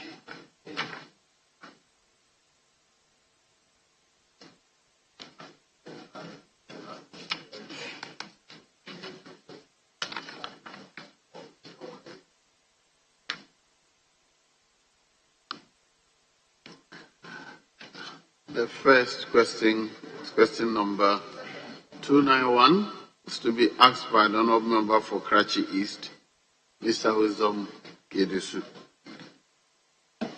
Thank you, Mr. Speaker. I rise as the Minister for Sanitation and Water Resources.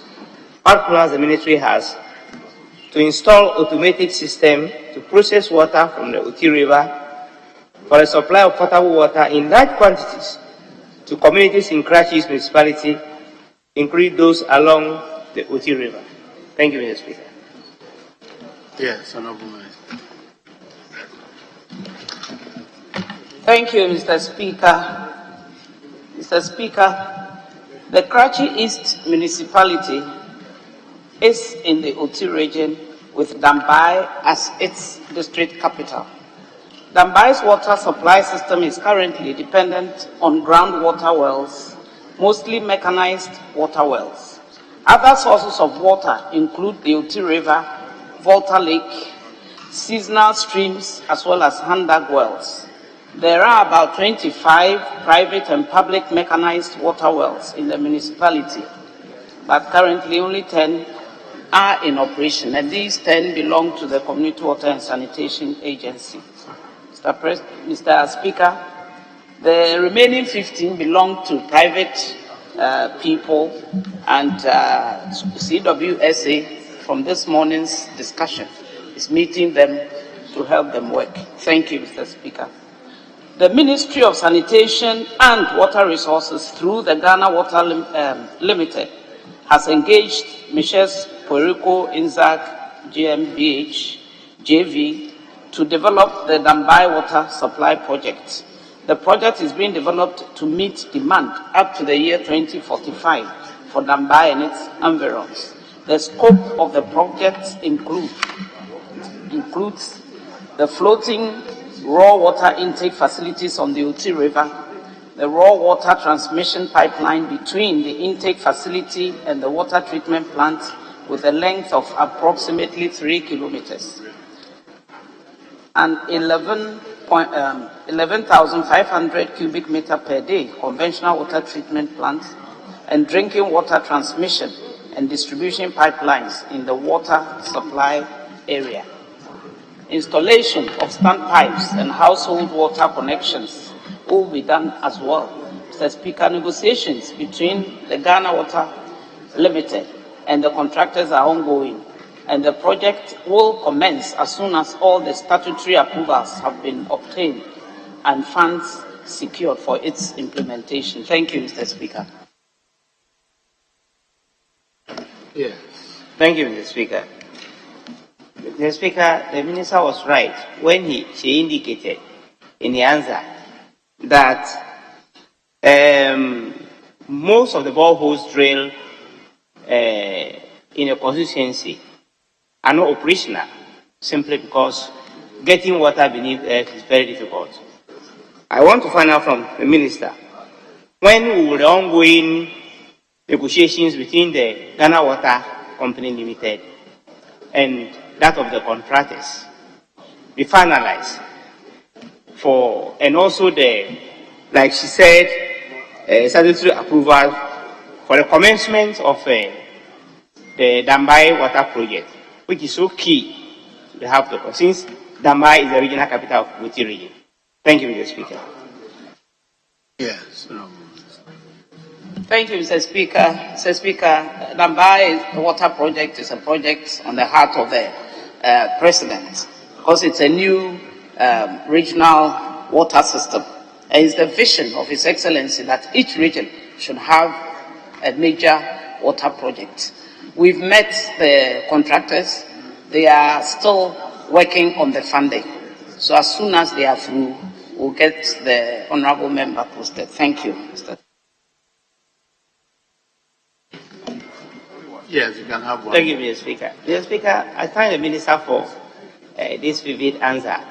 And just to find out from her the actual sources of funding for this project.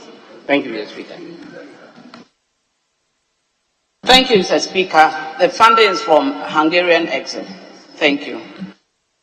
Very well. I'll move on. Question number 915. I don't know member for Upper Menyakobo, Mr. Tete, Bismarck Tete Nyaku. Yes, we ask you a question. Thank you, Right Honorable Speaker. Speaker, I rise to ask the Honorable Minister, what plans has the ministry in place to expand the production capacity of the Community Water and Sanitation Agency's facility in Asisewa so as to supply adequate water to the catchment areas? Thank you, Speaker. Yes, Honorable Minister. Thank you, Mr. Speaker. Mr. Speaker, water is supplied to the Asisewa community from 2 boreholes with a total production capacity of 27 cubic meters per hour. The water system transmits water through a transmission pipeline of 3.4 kilometers into a 120 millimeter cubic meter high-level tank. The distribution system comprises various pipe sizes of approximately 6 kilometers and connected to 27 standpipes with 536 households and institutional connections. Mr. Speaker, there are newly developed areas of Asisewa that are not served by the water system, and Community Water and Sanitation Agency intends to supply water by extending the distribution pipelines to these areas. Mr. Speaker, in the short term, CWSA has concluded the procurement of about 4.2 kilometer, 50 millimeter UPVC Classic C pipes that will be laid in the unserved areas to improve access to potable water supply in Aseswa. A redesign for the extension and distribution pipelines and water system improvement within the area has been completed and approved. Works will be undertaken before the end of December 2023. Thank you, Mr. Speaker. Added to that is that CWSA also intends to drill additional high-yield, large diameter 8 inches boreholes to augment the existing water sources and mechanize them to improve production of water. The distribution network will also be expanded, taking into consideration future expansion of the town as expected of a district capital. These expansion activities will be completed by the end of December 2024, Mr. Speaker. Thank you. Yes. Speaker, with these assurances from the Honorable Minister, I have no further questions. Thank you. Thank you very much. Question number 1239 to be asked by an honourable member for Menfi East, Mr. Nicholas Amankwa. Thank you, Mr. Speaker. Right Honourable Speaker, I rise to ask the Minister for Sanitation and Water Resources when treatment plant units will be installed on small town water system project located at Japa, Nananko Abrasia in the Amenfi East constituency to ensure provision of potable water for the residents. Thank you. Yes, Honourable Minister. Thank you, Mr. Speaker. The Japa water system is a multi-community system serving Japa and German communities. It is under the management of the Community Water and Sanitation Agency. The water system was completed in 2016 under the World Bank IDA Sustainable Rural Water Supply Project, known as SRWSP, with a design population of 9,517.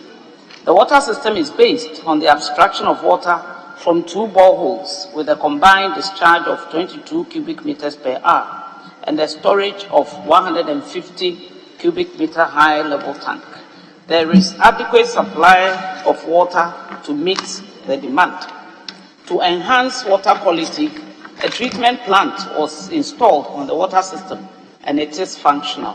Mr. Speaker, Nananko Abrasia water system is also a multi-community system serving Nananko and Abrasia communities. The water system was completed in 2016 under the World Bank project with a design population of 5,986. The water source is from 2 boreholes with combined discharge of 18 cubic meters per hour and a storage of 100 cubic meters high level tank. There is adequate supply of water to meet demand.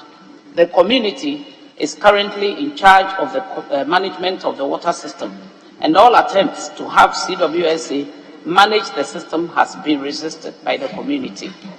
Mr. Speaker, water system has water treatment plant installed, but there are challenges with its management. CWSA is currently engaging the supply of the treatment plant and the municipal assembly to resolve all outstanding contractual and technical issues to have the treatment plant functional before the end of the year. Thank you, Mr. Speaker. Yeah. Honourable Minister, thank you for your response. Even though a treatment plant has now been installed at Japa, yet the water is still not good for consumption. And I would like to know if that has come to your attention and what are the plans that you are doing to rectify for the water to be suitable for consumption. Thank you. Thank you, Mr. Speaker. If I got the honourable member right, it says the water is not fit for consumption. I'm not apprised of that. And if it's not fit for consumption, what is the challenge? I'm not aware of that. Thank you, Mr. Speaker. Very well. Go to her office. That's right. That's my advice. Question number 1318 by the Honourable Member for Atebubu-Amanting, Honourable Sanja Menja. Thank you, Mr. Speaker, for the opportunity to ask the Minister for Sanitation and Water Resources what policy interventions are being put in place by the Ministry to enable Ghana achieve the Goal 6.1, which states that of the Sustainable Development Goal of the United Nations to achieve universal and equitable access to safe and affordable drinking water by 2030. Yes, Honourable Minister. Thank you, Mr. Speaker. Mr. Speaker, the vision of His Excellency the President of the Republic, which the Ministry is implementing, is to provide safe water for all by the year 2030, in line with the Sustainable Development Goal 6.1.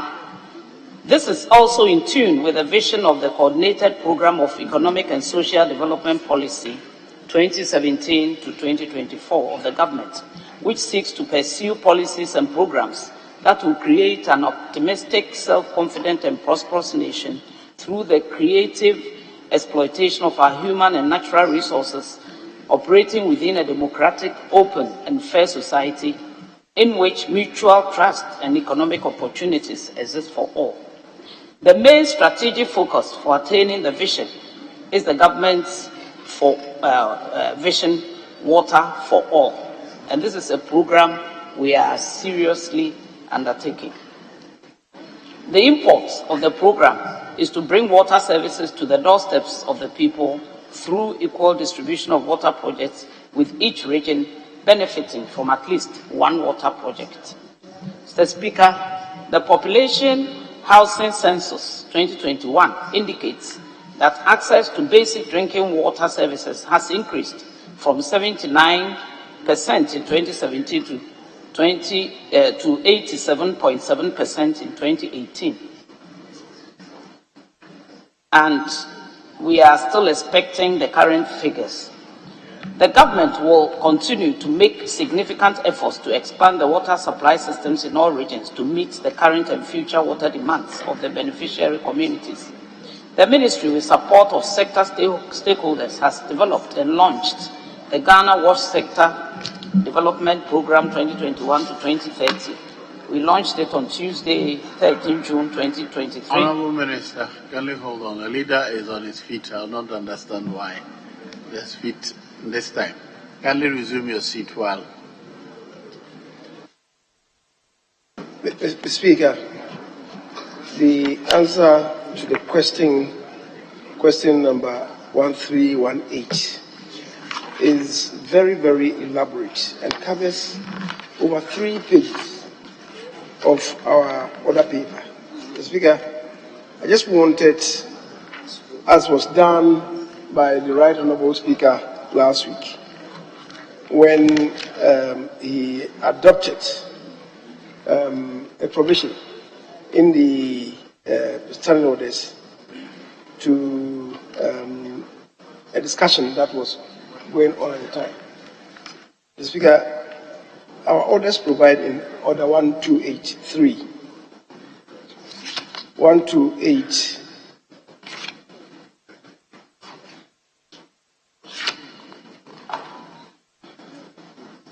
no, sorry, 129, 129C, and that's the consideration stage of a bill.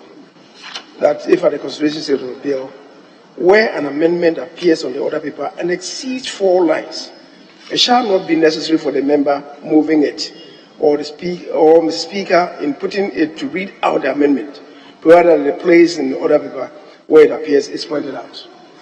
I just wanted to see if this cannot also be adopted to have this application. Otherwise, the minister, in reading this question, the answer, which is already in the order paper, may take quite a while. The Speaker, it's not for nothing that oral responses to questions that are asked are advertised ahead of time. So I was asking whether we could not adopt, as the Speaker did the other day. Thank you.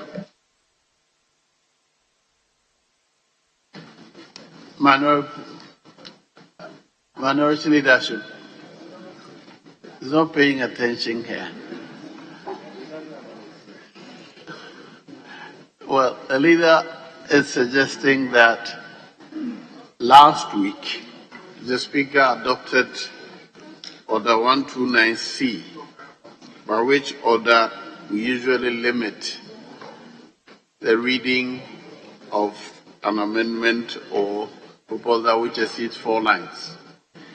He's suggesting that since this answer is more than 3 pages and has already been published, we adopt that rather than the minister reading them out. The honorable member whose question is it may a supplementary question, if any, from that number. If you have no objection to that, yes. Right, Honourable Speaker, indeed, I was here last week, and we used that to advance work on the floor. I don't think my colleague has got any hesitation to that. Instead of the minister reading 3 pages, he can go ahead and then ask his supplementary questions. I think that's in order, Mr. Speaker. Very well. Since there's consensus on the matter, the Honourable Minister may end here, and the Honourable Sanja Nanja may ask a follow-up question from the statement published in the order paper. Okay. Thank you, Mr. Speaker. I would like to ask the Minister, assessing the various interventions that have been put in place, and others that you are suggesting that you soon roll out, will you say that will you assure Ghanaians that we are really on track in achieving the goal by 2030? Yes, Honourable Minister. Thank you, Mr. Speaker. I must place it on record that this is a very important question, and I thank the honourable member for asking this question. Yes, indeed, we are on course to achieving the goal, if God permits, even before the year 2030. Mr. Speaker, Ghana was able to achieve the MDGs 5 clear years before the time was up, and I'm sure that with all the inputs and the vision of His Excellency the President, our vision will be achieved. Thank you. Very well. I'll move on. Question number 1415 by the Honourable Member for Akan, Mr. Yagomado. Thank you, Mr. Speaker. I rise to ask the Minister for Sanitation and Water Resources whether the ministry has plans to come to the aid of the Asatu community in the Akan constituency to repair the dilapidated overhead water tank or replace it entirely with a new one, as this tank serves the main source of water supply system in the community. Thank you. Yes, Honourable Minister. Thank you, Mr. Speaker. Mr. Speaker, indeed, the Ministry of Water, of Sanitation and Water Resources has plans to assist the Asatu community to have portable and reliable water supply all year round. The Asatu community water system is currently under community management under the supervision of the District Assembly. Discussions have been held with the community and the District Assembly to hand over the water system to the Community Water and Sanitation Agency to improve the operation and services of the system to ensure sustainability. Mr. Speaker, the OT Regional Office of the Community Water and Sanitation Agency this year carried out technical assessment on the Asatu water system and identified challenges with the existing concrete reservoir, the pump house, and some pipelines. The regional office has made recommendations to the agency's head office for the construction of a new elevated concrete reservoir and undertake rehabilitation of the entire water system. The works will be carried out as soon as discussions with the District Assembly and the community are concluded. Thank you, Mr. Speaker. Yes, yeah. Mr. Speaker, I thank the Minister for his elaborate response. The Minister admitted that when the technical assessment on the Asatu water system was carried out, they identified the existing challenges. Hence, work will be carried out as soon as discussions with the District Assembly and the community are concluded. I would like to find out what is delaying the conclusion of this discussion, considering the severity of the situation at hand, and if anything can be done to fast track the process. Thank you. Yes. Thank you, Mr. Speaker. For our information, it's always a tussle to get back the system from the community. That is what is causing the delay. We are doing everything possible to make sure we conclude positively. Thank you, Mr. No, you are allowed one. Mr. Speaker, you are allowed one, and there's no room for asking the Speaker any further questions. The next one is question number 1483 by the Honourable Member for Yilo Krobo. Honourable Mr. Albert Tetenya Kote. Right, Honourable Speaker. I rise to ask the Minister for Sanitation and Water Resources what plans the Ministry has in place to provide water to the District Hospital and the University of Environment and Sustainable Development in the Yilo Krobo constituency. Yes, Honourable Minister. Thank you, Mr. Speaker. Mr. Speaker, the University of Environment and Sustainable Development, UEST Ghana, is a new university at Somenya in the Yilo Krobo municipality, and this was established through a collaborative project between the government of Ghana and the Italian government. Water supply to the university is through a 250mm HDPE transmission mains extension from the existing Ghana Water Limited transmission pipeline from the Pond Headworks. Mr. Speaker, I'm happy to announce that since October 2022, the university has been having adequate water supply. The new district hospital is connected to the Somenya water distribution system, but due to low pressures, supply to the facility is erratic. In the short term, Ghana Water Limited plans to investigate the newly constructed 250 HDPE transmission mains of the University of Environment and Sustainable Development into the existing network to boost pressures to supply the hospital and its environs. The works are expected to be completed by the end of the fourth quarter of 2023. Thank you, Mr. Speaker. Yes. Thank you, Mr. Speaker. I wish to commend the Minister for providing water to the new university in Somanya. The municipal hospital started operations in April 2022, and since then has had to buy water for its operations. The communities around the university and the hospital, such as Jogbe, New Somanya, Akole, Trum, and Brigade, have also suffered a lot from the low pressures. I want to join the communities to appeal to the Minister to ensure that this project takes place so we can have water this year. Thank you, Mr. Speaker.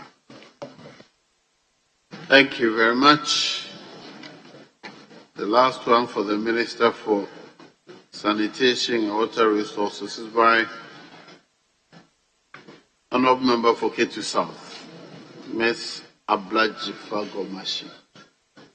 Very much, Mr. Speaker. Mr. Speaker, I rise to ask the Minister for Sanitation and Water Resources when the Kliko, Agboduma, and the communities in Aflau will be connected to the Ghana Water Company for potable water. Yes, Thank you, Mr. Speaker. Mr. Speaker, Kleko, Abozume, and these communities in Aflao are partly supplied by Ghana Water Limited from a borehole system and from community-managed borehole and hand-dug wells. Aflao and its environs are supplied from 2 boreholes with an installed capacity of 423 cubic meters per day, as against a current demand of 12,725 cubic meters per day. Kleko and its environs are partly supplied by the Bozume borehole system with an installed capacity of 250 cubic meters per day, as against a current demand of 1,600 cubic meters per day. Mr. Speaker, apart from the significant rise in population, which accounts for the demand-supply gap, the key challenge is the deficit in water production. A number of operational challenges, which include but are not limited to poor groundwater quality, the water is saline, poor yields from the existing boreholes, and collapse of some of the boreholes have unfortunately led to water rationing within the Ghana Water Limited supply communities. Mr. Speaker, to address the water supply challenges within the aforementioned supply communities, Ghana Water Limited intends to implement in the short, medium to long term the following interventions. Short-term intervention, Mr. Speaker, is to drill 2 additional mechanized boreholes and also undertake pipeline extension works at Aflao and Denu to improve water supply to the communities within those areas. The project is estimated to cost 500,000 Ghana cedis and will be funded using Ghana Water Limited's internally generated funds. Medium-term intervention, Mr. Speaker, will be the drilling of 7 additional boreholes and building of ancillary structures to ensure sustainable water supply to existing beneficiaries at an estimated cost of 1 million Ghana cedis. This will be funded using IGF as well. Mr. Speaker, the long-term intervention is to add a new 20,000 cubic meter per day, which is the equivalent of 4.4 million gallons of water treatment plant at Abozume, as part of the second phase of the Keta water supply expansion project. In addition to the project, about 100 kilometers of 700 millimeter diameter transmission pipeline, storage reservoirs, and 100 kilometers of varying size of distribution pipelines will be constructed. The cost of the project is estimated at 100 million euro. This will increase water production to meet water demand up to the year 2045. Ghana Water Limited is currently engaging investors who have expressed interest in developing the project with funding from development partners. Thank you, Mr. Speaker. Thank you, Mr. Speaker. Mr. Speaker, not too long ago, I mentioned that I had Mountain Dikema, and you promised that you will come and see it. I want to thank you for sending your people to see it. Based on that reaction, I'm very confident that you will keep to your promise to me once again. But before I sit down, I wanted to say that the admission in the first paragraph of your response indicates that there's a deficit of 12,303 cubic meters of water. So it shows the extent to which the lack of water is affecting my people. So my fingers are tightly crossed that you are able to do the short-term 500,000 Ghana cedi intervention so that we can get some respite. So I thank you very much for answering the question. Thank you. Thank you, Mr. Speaker. Well, thank you, Honourable Minister, for attending upon the House to answer questions. You are discharged. Now, the next set of questions are to be answered by the Honourable Minister for Employment and Labour Relations. You are discharged, Honourable Minister for Water Resources.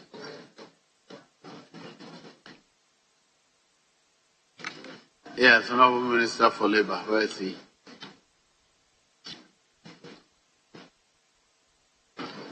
Honorable Majority Leader, where is your Minister for Labour? Mr. Speaker, the Deputy Minister for Employment and Labour Relations is with us. We won't hold forth for the substantive minister. Very well. Yes, Minority Leadership, do you have any objection to the Deputy Minister coming to answer the question? Speaker, not at all. Very well. Yes, Honorable Deputy Minister.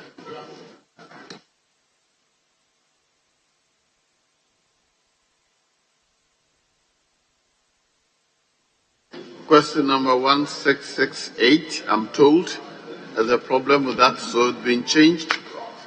And the new question, the corrected question, is printed on the other paper addendum. It's to be asked by the Honourable Member for Medina, Francis Xavier Kojosusi. Very well, he's not in the House. The next one is to be asked by the Honourable Member for Kwanta South. Kwanta North. Oti Bless. Mr. Speaker, may I crave your indulgence that in the absence of the members, I ask that the Honourable Suparu ask the question on behalf of the members. Honourable, since the question answers have been published in the other paper, the information they require are provided, so we will jump them and go to the next one. And Kwanta North is also not in the House. Very well. Yes. Thank you, Mr. Speaker. I rise to ask the Minister for Employment and Labour Relations the plans the ministry has put in place to liberate the people of Kwanta North from poverty. Thank you. Yes, Honourable Deputy Minister.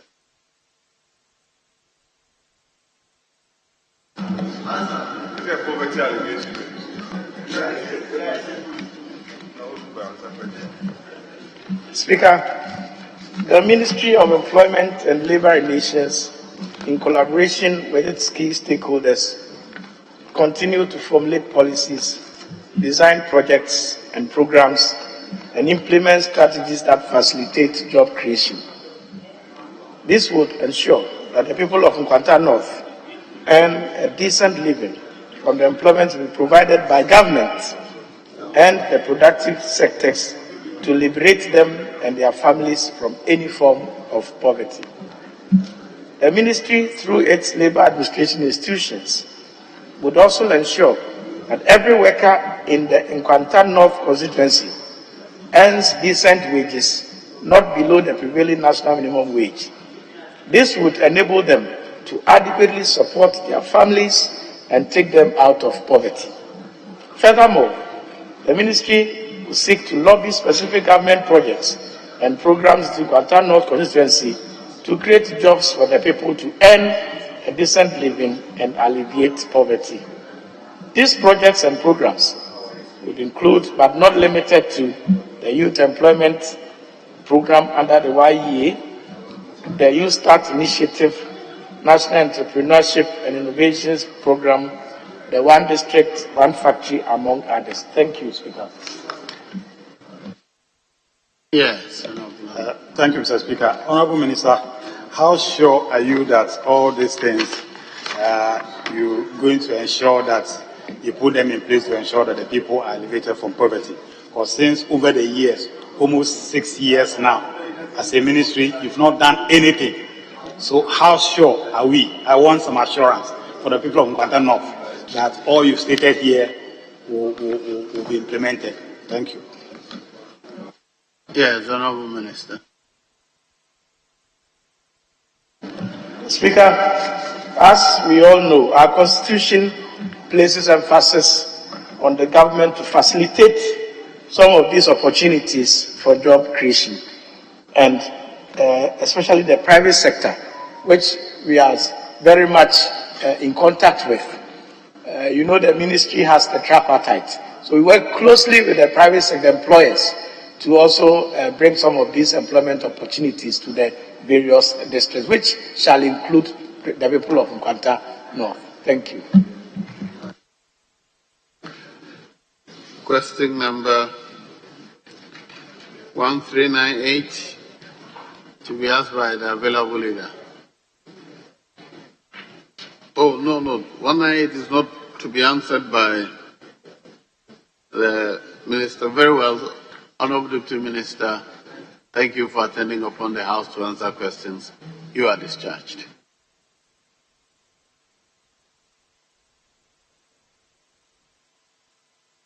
The next question is to be answered by the Minister of State at the Office of the President. Which particular one specifically were the question asked of? Well, yes, Honorable Leader, which Minister of State is to answer that? Very well. Yes. So, available Leader, you may ask your question now. Speaker, gratitude.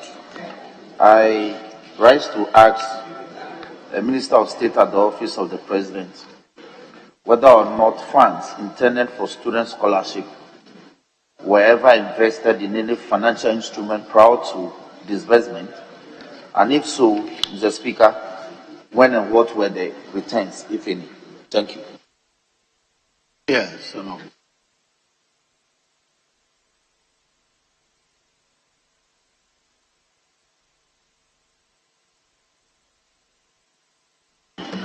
Thank you, Mr. Speaker. Mr. Speaker, scholarship funds have never been invested into any financial instrument prior to disbursement. The Public Financial Management Act 2016, Act 921, Section 46, on Treasury Single Accounts provides instruction on deposits and payment of government funds. Also, per Section 49 of the Public Financial Management Act 216, Act 921, is the Minister of Finance who has the mandate to authorize the Controller and Accountant General to invest any sum standing on the consolidated fund. Mr. Speaker, I would like to take you through the processes, that's the workflow of the disbursements of funds at the Scholarship Secretariat. Request for release of approved budget sent to the Ministry of Finance through the Office of Government Machinery. The Controller and Accountant General processes and credit Scholarship Secretariat's account at Bank of Ghana. Scholarship Secretariat then sends payment requests to the Controller and Accountant General to transfer funds to Ghana's missions abroad to pay for scholarships through Bank of Ghana. On receipt of funds from Bank of Ghana, the Treasury at the respective Ghana missions abroad sends payment instructions to scholarship beneficiaries and institutions in the host countries. And Mr. Speaker, finally, with periodic monitoring and payment reconciliation by the Scholarship Secretariat are made with the missions abroad. Thank you. Yes, Speaker, there will be no follow-up. Very well. The next question is to be asked by the Honourable Member for Clotte Colley. Dr. Daniel. Oh, 1399. Very well, yes. Available Leader. Speaker, thank you.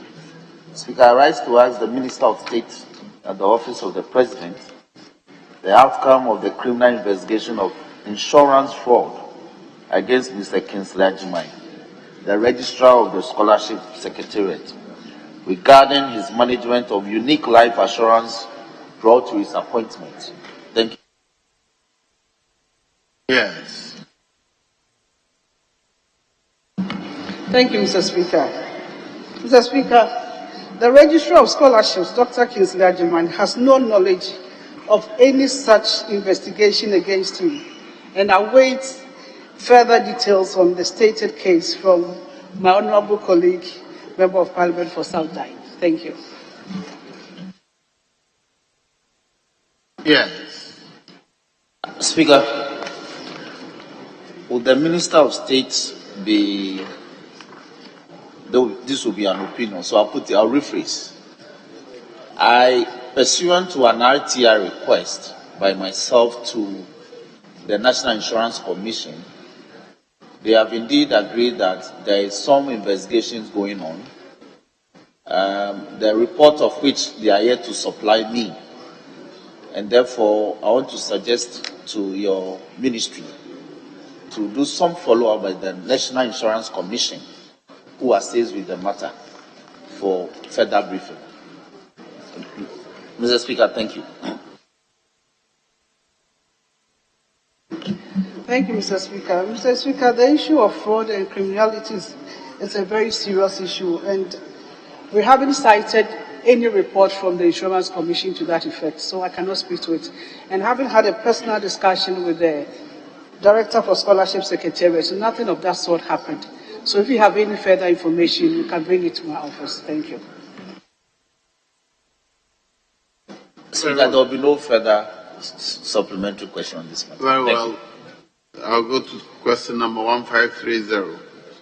Honourable Member for Clotte Colley is not in the House. Very well. The answer is provided and published. That will bring us to the end of question time. Honourable Minister of State, thank you for attending upon the House to answer questions. You are discharged.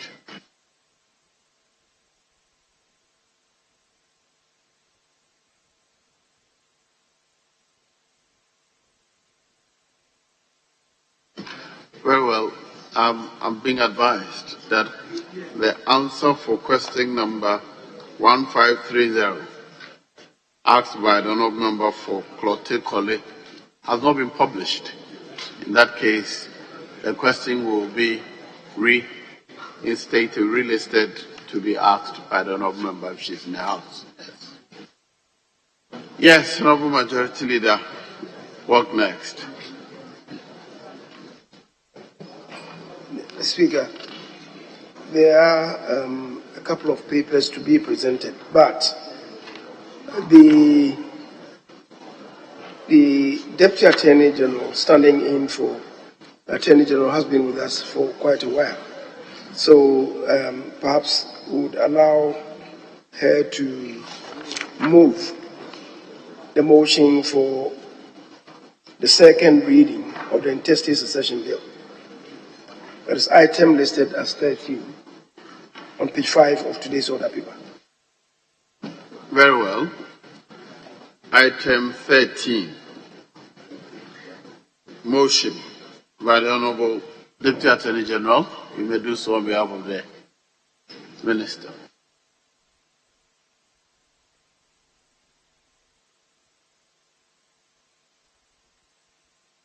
Yes, please speak to the mic. Mr. Speaker, I respectfully move that the Interstate Succession Bill 2022 be now read a second time. Mr. Speaker and honourable members of Parliament, the purpose of the Interstate Succession Bill 2022 is to remove the anomalies in the present law, PNDC Law 111, relating to interstate succession, and to provide a uniform interstate succession law that will be applied throughout the country, irrespective of the inheritance system of the interstate or the type of marriage that has been contracted. Mr. Speaker, honourable members of Parliament, there is little or no protection in the customary law for a surviving spouse. Neither spouse has a right to the property of the other, and children in a matrimonial system bears maintenance by the customary successor of their father. Honourable Speaker, changes in the Ghanaian family system have rendered the present law on interstate succession outmoded.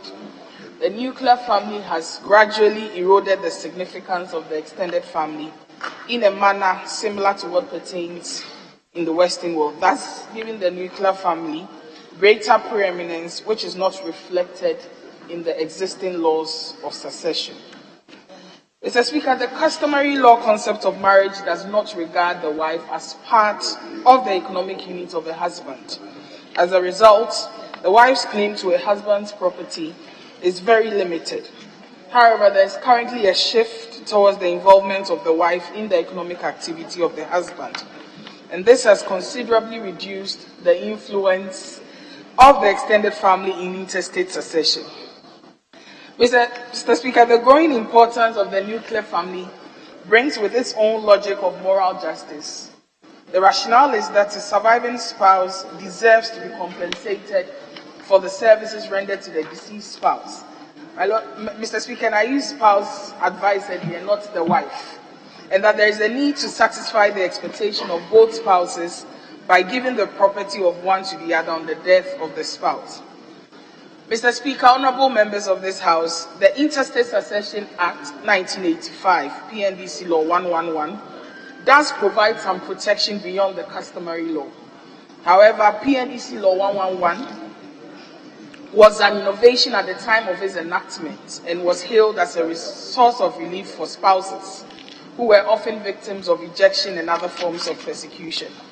The law indeed was intended to prevent members of the extended family from taking over the assets of the deceased for their own use to the detriment of the surviving spouse and children. Some of the provisions, however, have proved quite inimical to the interest of the immediate family of the deceased. The provisions on the fractional distribution of the estate have been very difficult to implement. The specific portion of the estate fixed by the current law to devolve to the spouse, irrespective of the number of spouses, is also problematic. In other words, the current law does not make provision for where there is a polygamous marriage, where the deceased is survived by a number of spouses.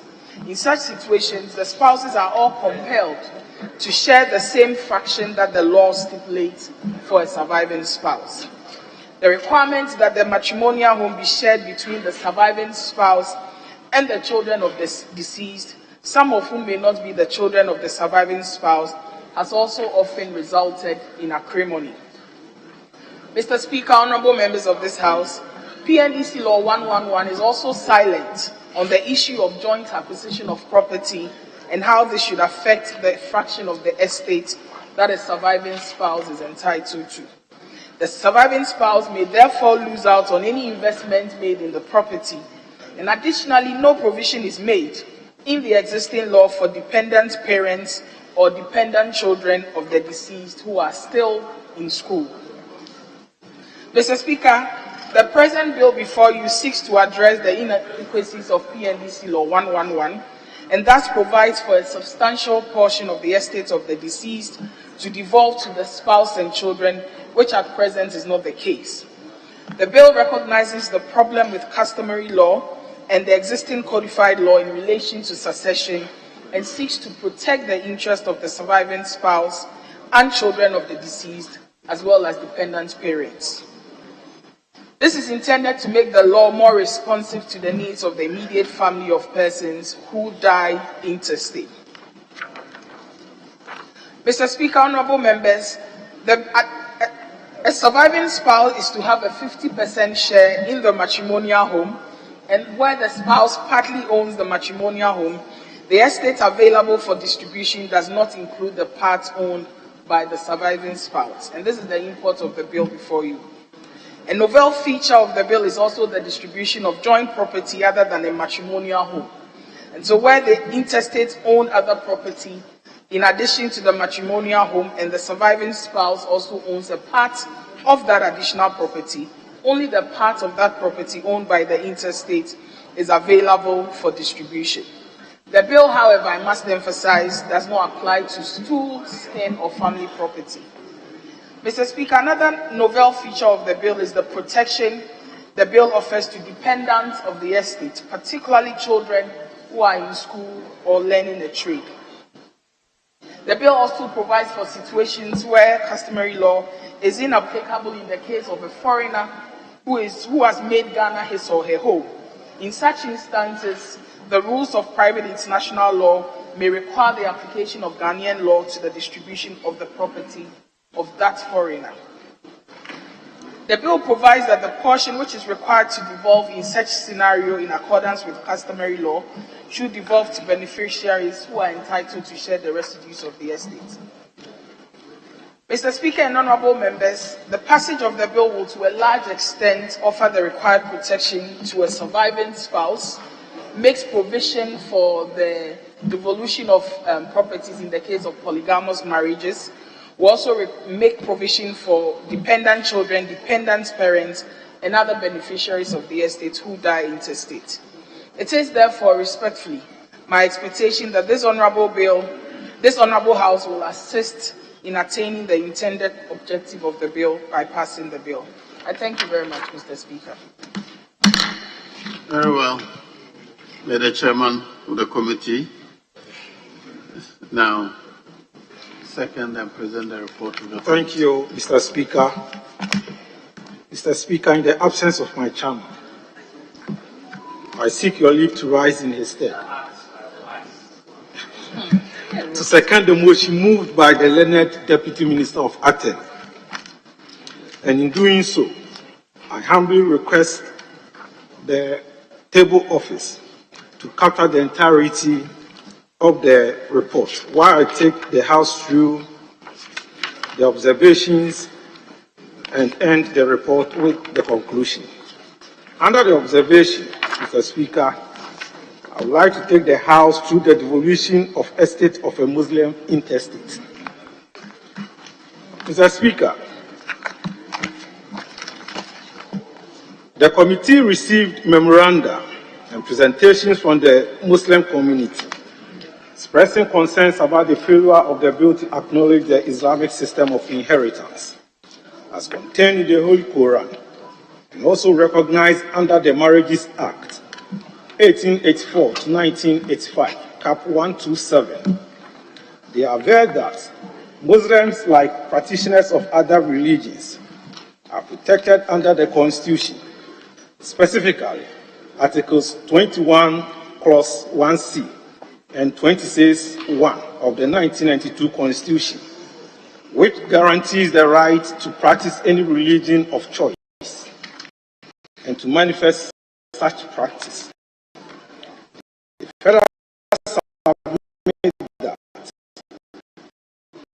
it was in recognition of these inalienable rights under the Constitution that the Marriages Act 1884 to 1985 provides that on the death of a Muhammadan whose marriage has been duly registered under this part, succession to the property of that Muhammadan shall be regulated law.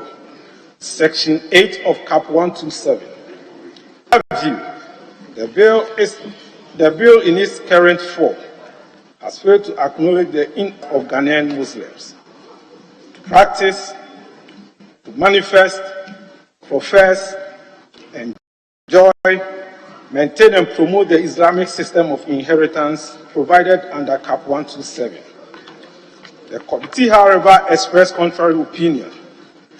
In the view of the committee, the bill is only also seeking to repeal the Intestate Succession Act 1985, PNDC Law 111. The laws related such as Marriages Act 1884 to 1985, Cap 127, the Marriages of the Mohammedans Ordinance, Cap 129, are still in force. Consequently, Section 28 of Marriages Act 1884 to 1985, Cap 127, is still relevant to the devolution of the estate of deceased Muslims who registered their marriages under Cap 127. The committee further contends that any attempt to make exceptional provisions for Islamic religion under the proposed legislation will be contrary to the provisions of Article 17, Clause 2 and 35, Clause 5 of the 1992 Constitution on equality and non-discrimination. In conclusion, the committee has thoroughly considered the memorandum accompanying the bill, indicating the weaknesses in the current law, PNDC Law 111, as well as the mischiefs the bill seeks to cure. The views of the general public were also sought as part of the consideration process of the bill by the committee. After extensive deliberations and stakeholders' engagement, the committee concludes that a need for a revised law on intestate succession law in Ghana is long overdue. Accordingly, the committee recommends the House to adopt its report and pass the Intestate Succession Bill 2022 into law in accordance with Article 106 of the 1992, subject to the amendment proposed attached as Appendix A. The committee further recommends for extensive public education after the passage of the bill into law to ensure smooth implementation and enforcement. Respectfully submitted. Honourable members, first one to Standing Order 127. A full debate shall arise on the principle of the bill on the basis of the explanatory memorandum and the report of the committee. Now, yes, it is after. This is that I open the debate. So I'll now invite you to make your statement, your comments. Speaker.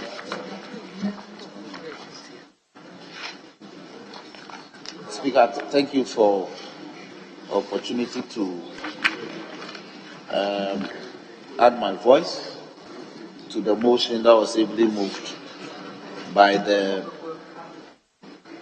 Deputy Attorney General and seconded by the Vice Chairman for the committee. Mr. Speaker, in doing so, may I make the following observations. Mr. Speaker, in the report, we are informed at pages 2 and 3, particularly from paragraph 4, subparagraph 1, 2, 3, and 4, that the existing law is odious, it's become anachronistic, it's outlived its usefulness, and therefore there's the need for a fresh legislation to cure the maladies, the deficiencies, the lacunas in the existing law. Mr. Speaker, what is interesting is that if you look at paragraph 4, subparagraph 1 of the report,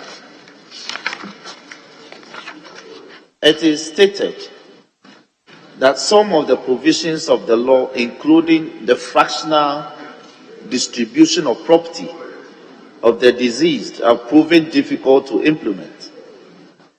Also, the law has no provisions for polygamous marriages in cases where a number of spouses are survived by the deceased. The existing law is also deficient in the devolution of assets jointly acquired by both spouses, as well as where there are dependent parents and school-going children of the deceased. Mr. Speaker, in paragraph 4, subparagraph 5, it goes further this way. The bill was therefore introduced to enhance the protection afforded surviving spouses beyond what customary law and the PNDC law 111 provides. Mr. Speaker, but the provisions contained in the bill still use fractions and decimals. It uses percentages. So we may still be running into problems in trying to compute and distribute the estates pursuant to the new law. So I may have to draw the House attention to perhaps come up with a proper manner of formulating the distribution formula, so we don't run into the present problem that we have identified. Mr. Speaker, then there is the suggestion or proposal by the promoters that we should identify and give credence to some category of spouses that we have identified as estranged. Mr. Speaker, we are told that the family is the single most important unit of society. That is why indeed, Mr. Speaker, as part of our laws, Matrimonial Causes Act, if you intend to proceed to divorce your wife, you are mandatorily required to go back and attempt reconciliation. If that further fails, then the court will be minded to proceed. So if as a House we are called upon to legislate and as it were give parliamentary enactment to persons who have detached themselves from matrimonial homes, from marriages, and are living elsewhere and are not performing their matrimonial duties, and give them anchor in the law, I believe that we won't serve the Ghanaian people well. So the committee unanimously agreed that that provision, that intendment by the proposers of the bill, be completely taken out. You are a wife or you are not. We cannot agree that a wife whose status in the home has fallen into estrangement be given some parliamentary approval by this legislation. Mr. Speaker. Honorable, can you guide us? If there's no divorce, is an estranged wife a wife or not a wife? Yes, Mr. Speaker. Let the family or the courts make that determination. We in this house categorizing the status of spouses as a spouse who is on duty and a spouse who is not on duty. When you are on duty, you are on duty. If you are not on duty, you are not on duty. And so let the family and the courts. Yes, if you are, let the court determine that. So I think that as a house, we ought to be guided in giving effect to that proposition. Mr. Speaker, the other key important matter that I want to touch on is in respect of the observations made by the committee under paragraphs 7, from paragraph 7 sub 1 all the way to paragraph 7 sub 5. It's in respect of the status of marriages contracted under the Islamic law. These days, Mr. Speaker, we are minded not to name it the Mohammedan's law. We are encouraged to call it, even though that is it in the statute. Don't encourage any illegal intrusion into the law. The law is Marriage of Mohammedans Act. If we want to amend it, we should amend it. If we start admitting other people's interpretation, we may confuse what the law is. I agree what their challenge is, but we can still take steps to amend it. But as it is now, the law is Marriage of Mohammedans Act, and that's what we should recognize, nothing else. Speaker, I agree with you. I cannot litigate this matter. Mr. Speaker, so the issue has been the difficulty in distribution of estates of persons that died and their property falls into intestacy under the Mohammedans Act. And the observations has been made that even provisions of Cap 127 have been repealed in line with PNDC Law 111 when it was passed in 1995. But there appears to be some very little community education in respect of that. So persons still suffer the iniquities of property distribution when such situations arise. So we are encouraged that upon the passage of this bill into law, there must be massive community engagement to educate our Muslim brothers and sisters to take steps to register marriages contracted under the Mohammedans, marriages under the Mohammedans Act, to be able to enjoy the benefits that the law and the comfort and protection provides.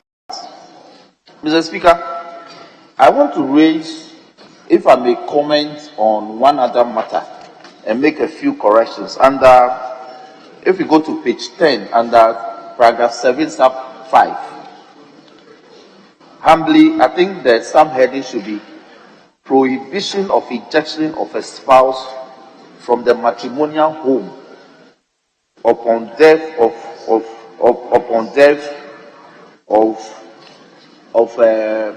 an intestate. Yes.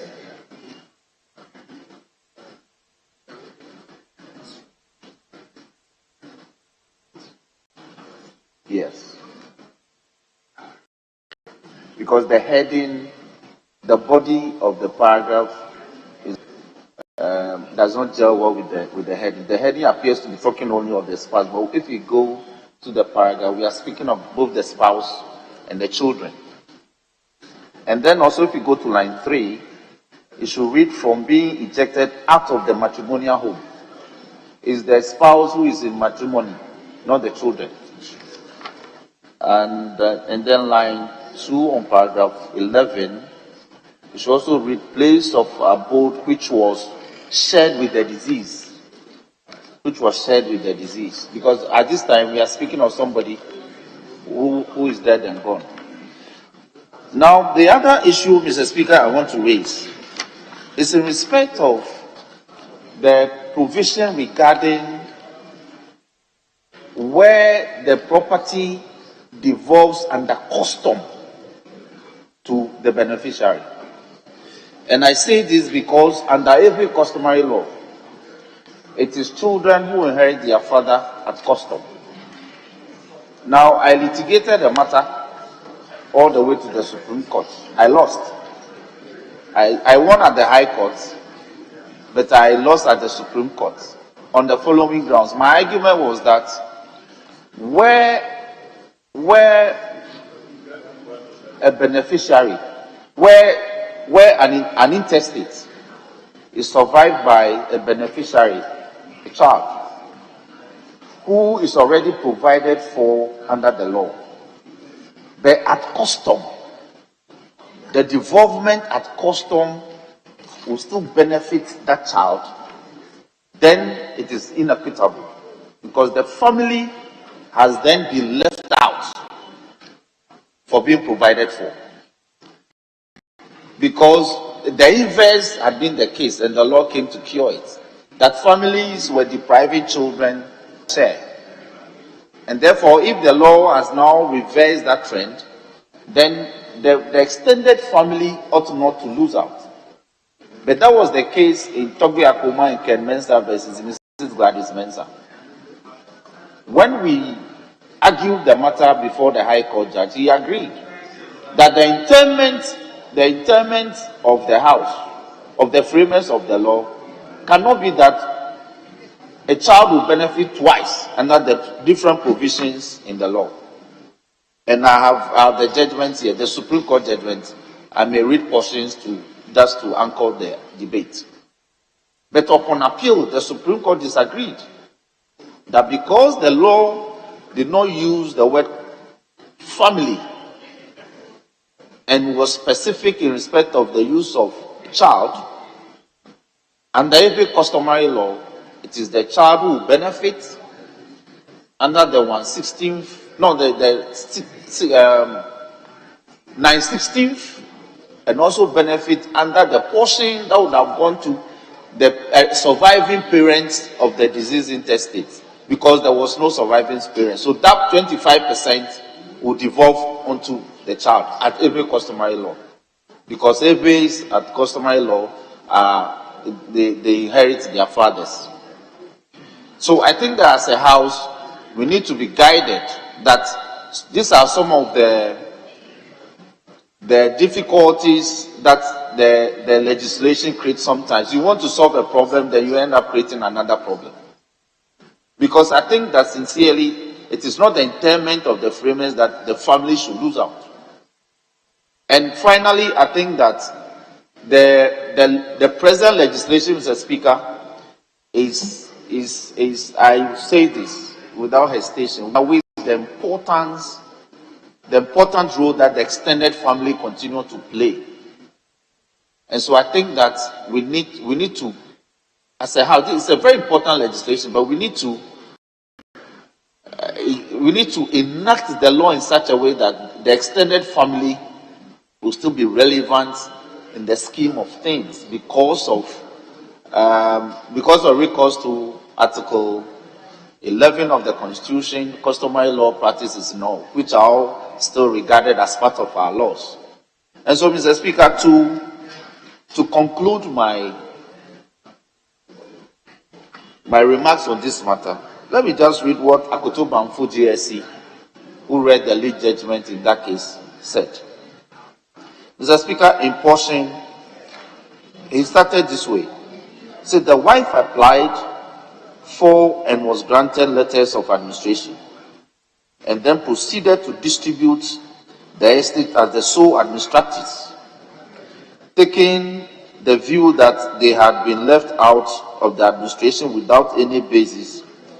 The head of family and the successor commenced an action before the High Court for a declaration that the family was entitled to a 25% share of the residue of his estate, and another for an account among other reliefs.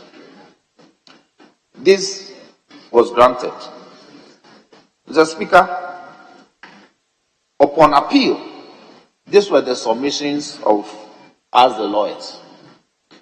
Mr. Speaker, in his submission before this court, learned counsel for the appellants contended that the learned trial judge could not be faulted, for he made the right conclusion, having appropriately considered the issues relating to the interpretation of the relevant provisions of the Intestate Succession Act, particularly Section 12, which gave expression to the intentions of the framers of the Act. He further submitted that the learned judge's approach was in consonance with the modern purposive approach to the interpretation of statutes.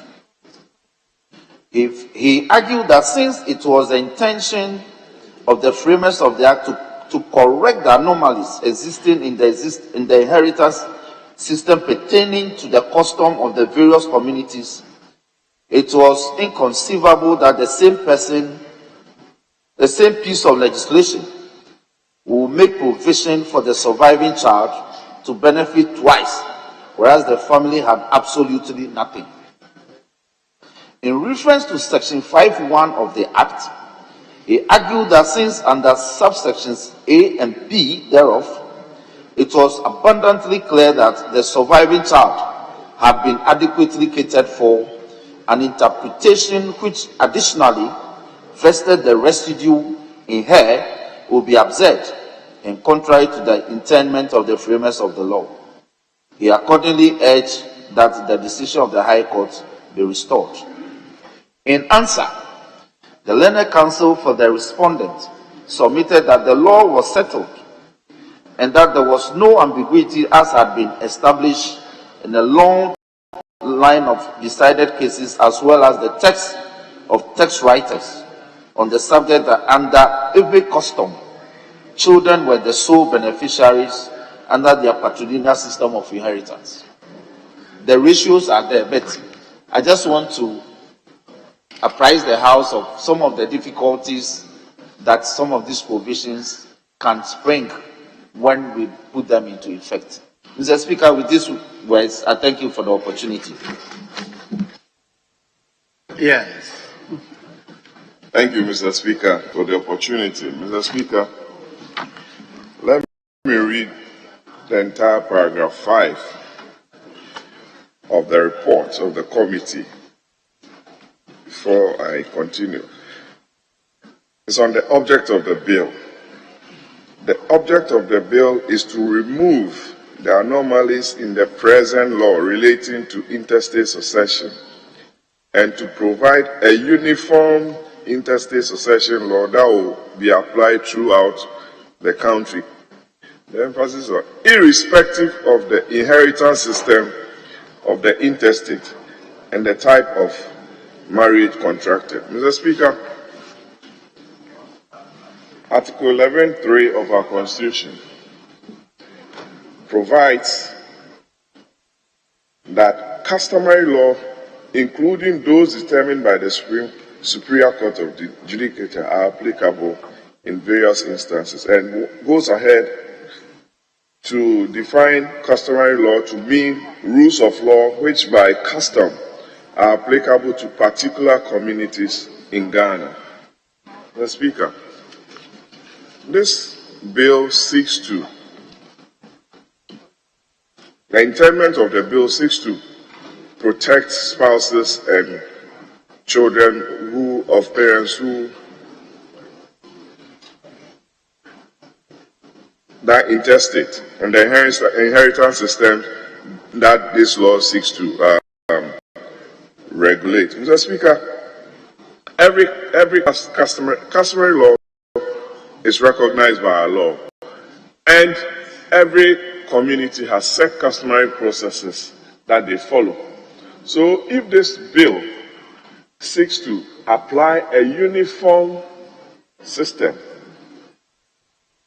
irrespective of the inheritance system which has been in existence for centuries, to protect spouses who are affected, we may run into challenges.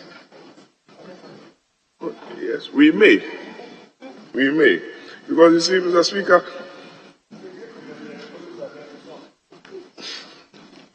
leader. Secondly, Mr. Speaker, I'm drawing the AG's attention to the fact that the provisions of the Constitution do recognize customary law, and every customary process is unique within the community within which it applies. Secondly, the AG spoke about joint acquisition. I believe that joint acquisition can be determined by courts of competent jurisdiction. If you so believe that you contributed towards the acquisition of a property during the subsistence of a marriage, then you must go to court and lead relevant evidence to support your claim under that acquisition. Thirdly, Mr. Speaker, our family systems have been developed or has evolved over the years. And my colleague, Dafia Meko-Rodson, spoke about our strong family system, especially if you read cases like Labi and Keto and Co.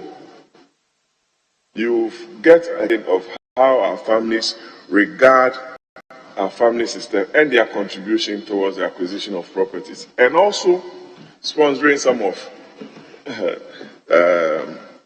the members of the family who directly benefited from family property and its devolution during intestate. Thirdly, this same PNDC law, there's a PNDC law on the Head of Family and Accountability Act and so on and so forth. The Speaker, yes, government may have the right intentions by bringing this bill. I support it. I want spouses to be protected. I want children to be protected. But we should not lose sight of the fact that customary law ought to be respected. The processes for inheritance under those customary systems ought to be followed. Like I said earlier on, otherwise somebody will go to the Supreme Court after the passage of this bill and say that, look, you can't apply a uniform customary law or inheritance system across the country. When you go to Yenji, they may have their set processes of inheritance. You go to Asante, we may have. You go to Ewe, they may have. So it's just a word of caution. The intendment is good, but they must proceed it well within the context of the Constitution. I thank you very much, Mr. Speaker. Yes. Who West.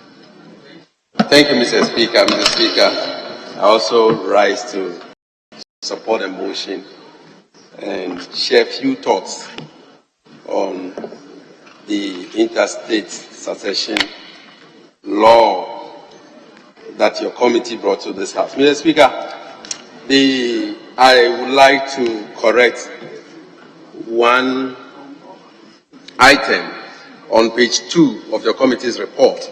The first line, where we have Togbe Teple Hodo, the fourth National House of Chiefs.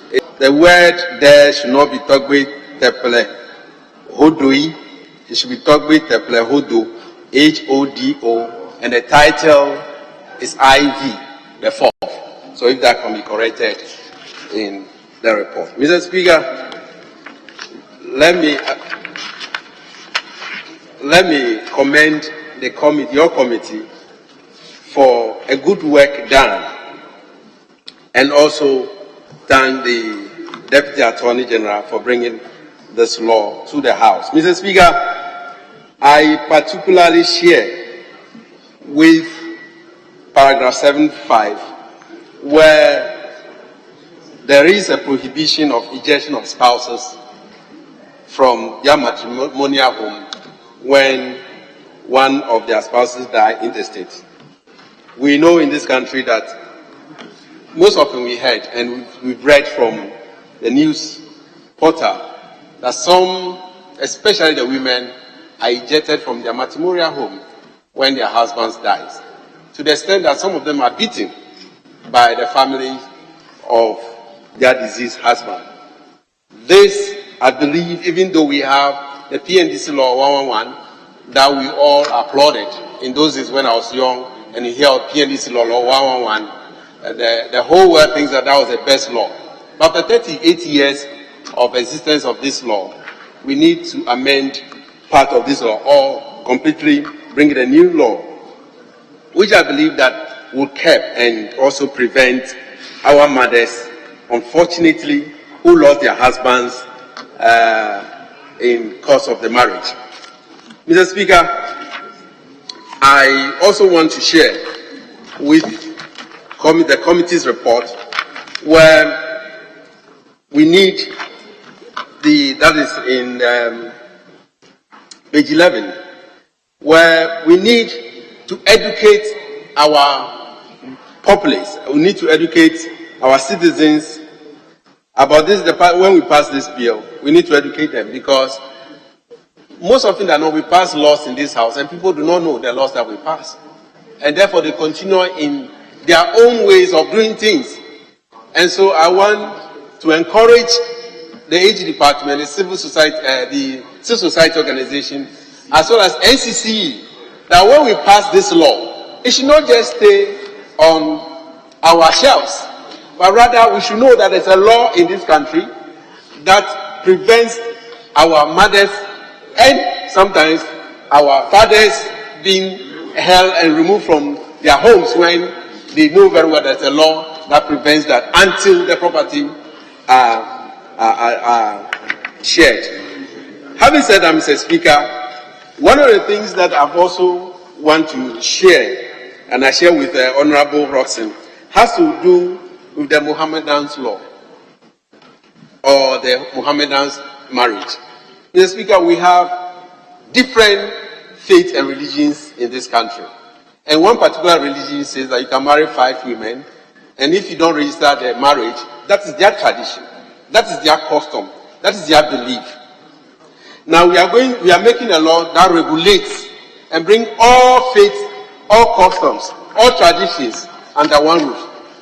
In my hometown, in my area, polygamous marriage, you can marry. I'm a Christian. I marry one anyway.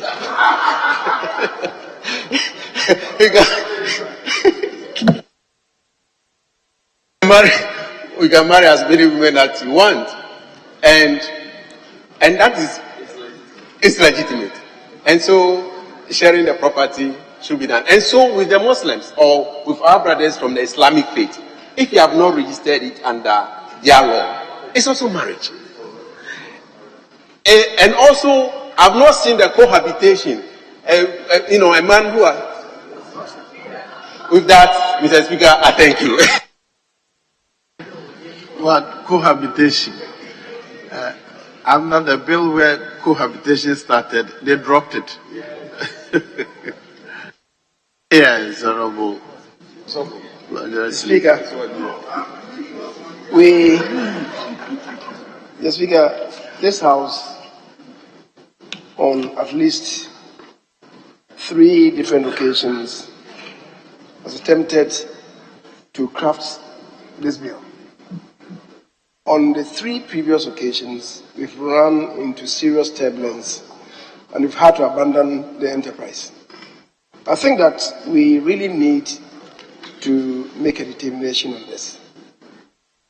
The Speaker, I've listened to colleagues who have raised issues about the strength of our customs and traditions as captured or as provided for under Article 11. The Speaker, I agree that we need to respect our customs and traditions because we belong to communities, we belong to ethnic groups which are guided and regulated by our traditions, customs, and practices. It is out of that we are referred to as Ghanaians. So we're not Ghanaians first. I am an Ashanti first, and from that, I belong to Ghana. I become a Ghanaian by virtue of the fact that I'm an Ashanti, I'm from this region, and I come from this settlement. So our traditions, customs, and practices must be respected. But we should also be mindful of the fact that society is dynamic, which is why, in spite or notwithstanding the strength of Article 11, there is also Article 39(2) of the Constitution, which, Mr. Speaker, with the greatest respect, I want to quote. It says, "The state shall ensure that appropriate customary and cultural values are adapted, not adopted, adapted." So, Mr. Speaker, you can adapt with the necessary modifications. They are adapted and developed as an integral part of the growing needs of society as a whole. And in particular, that traditional practices which are injurious to the health and well-being of the person are abolished. So, Mr. Speaker, with this, we will be smithing our traditional and customary practices. Those which we find injurious must necessarily be abandoned and abolished. Mr. Speaker, let me relate to a recent case. My kids used to be at GIS. They were friends to two pupils there. They used to come to our house. The Speaker, the woman was a housewife. That was the wish of the father or the spouse. Transitions, and just 3 days after the man transitioned, the family descended on them and sacked virtually the woman from the house. Today, as I speak, the children have to abandon the school. They are in a local authority school. How just is that? 3 years ago,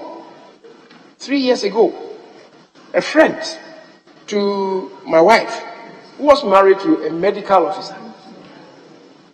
The medical officer again reduced the woman to a complete housewife. He had gone to Germany to procure some facility for his hospital where they were living. The man goes, he undergoes a process, medical process. He didn't survive.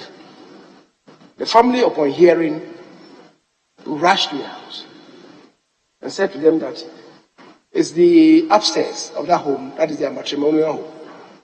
The hospital was downstairs. And they said that is all part of the matrimonial home. And the Speaker, it took the effort of the medical officers at Konfanochi to come together and assist this woman by providing her with legal counsel to be able to stand on her feet to fight this case. It's not even terminated yet. Why do you allow such practices? The Speaker, as I speak now, you should know, I wouldn't want to mention any name, but something has happened recently. And then the man has started the development of about 5 houses. They have not completed any of them. The man transitions, and as we speak now, there's a rush to take over the property of that man who transitioned just about 2-3 months ago. What is this? And we say that we should be content with this because it's part of our traditions. Mr. Speaker, so I believe we should be making good progress. Where we are now, we have identified the mischief, which is what the Deputy Attorney General has related to. Incidents within polygamous marriage, surviving spouses and children, what to do with them, especially children who are schooling. The Speaker, joint acquisitions of property and dependent children, people born outside marriage, you bring them into this world. And you have a duty to take care of them. The person transitions and we want to abandon that person. Mr. Speaker, some time back, we lost one of our own. The man had a wife. Well, it was estranged. The woman was living elsewhere. And upon the transition of that woman, upon the transition of that man, the wife, who at the time was in London, then came and demanded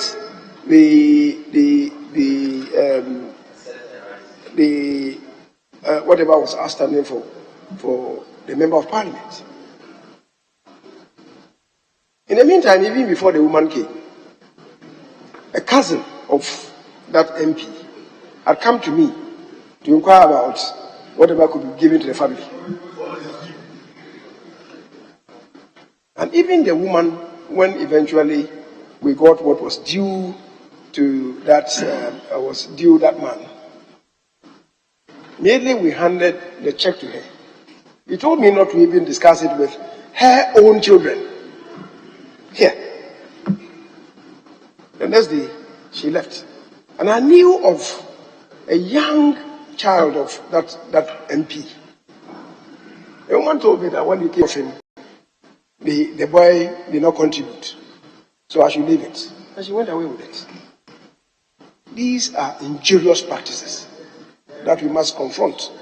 We can't hide under traditions and customs and protect them. The Speaker, I agree that we should have serious dialogue on some of these matters. Remember, when we came crafting the Children's Act, this same issue, one issue cropped up, that is between Christians and Muslims, about the age of consensual sex. Some people wanted it lowered to 12 years. The House stood together and resisted it. Ghana is a secular state. We should recognize that. And then eventually, we engaged various, the mosques, the churches, and so on and so on.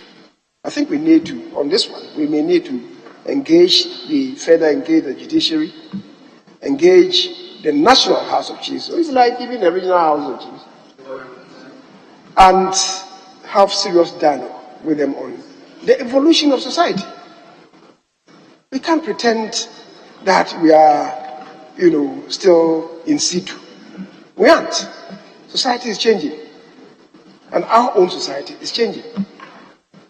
Mr. Speaker, I'm not too sure that when perish the thoughts but certainly it may happen. It will happen that the Speaker transitions. I'm, for instance, saying him. Perish the thought I've said. Touch wood. Well, it will happen. That's what I said. That to be much later. Absolutely. Absolutely. Mr. Speaker, if it should happen that the Speaker transitions, you, in your upbringing, I'm not too sure that you want your children to walk that same path. My children to do what? To walk the path that you did walk. You want some massive improvement. And you want some modernity to be introduced so that your children will not suffer. You want some recognition to your parents, that is, if they will be surviving by then. But you don't want the extended family to take over and then be in a position to be dictating that we are giving your children 5% or 10%. The converse should hold if it should come to that. But Mr. Speaker, I was just saying that we need to engage in further education. But the good thing is, at this stage, we are talking to what the Constitution provides in Article 106, Clause 2, which states that the bill should be accompanied by an explanatory memorandum setting out in detail the policy and principles of the bill, the defects of the existing law, which is what the Attorney General, the Deputy Attorney General, is talking to. The remedies proposed to deal with those defects and the necessity for their introduction. That's where we are. As for the bolts and nuts being raised by the Honorable Dafema, when we come to the consideration stage, we'll deal with them. And I'll pray as once we cross this hurdle to have further engagements with these other cross-sectional representation before we move forward. Because, the speakers have said, on 3 different occasions we have attempted to do this and we have failed. We cannot fail the 4th time.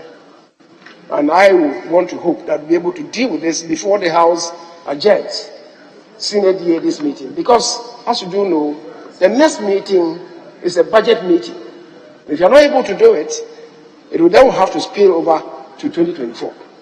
So let's help ourselves to be able to deal with this. The sore point is really the proportions for the distribution.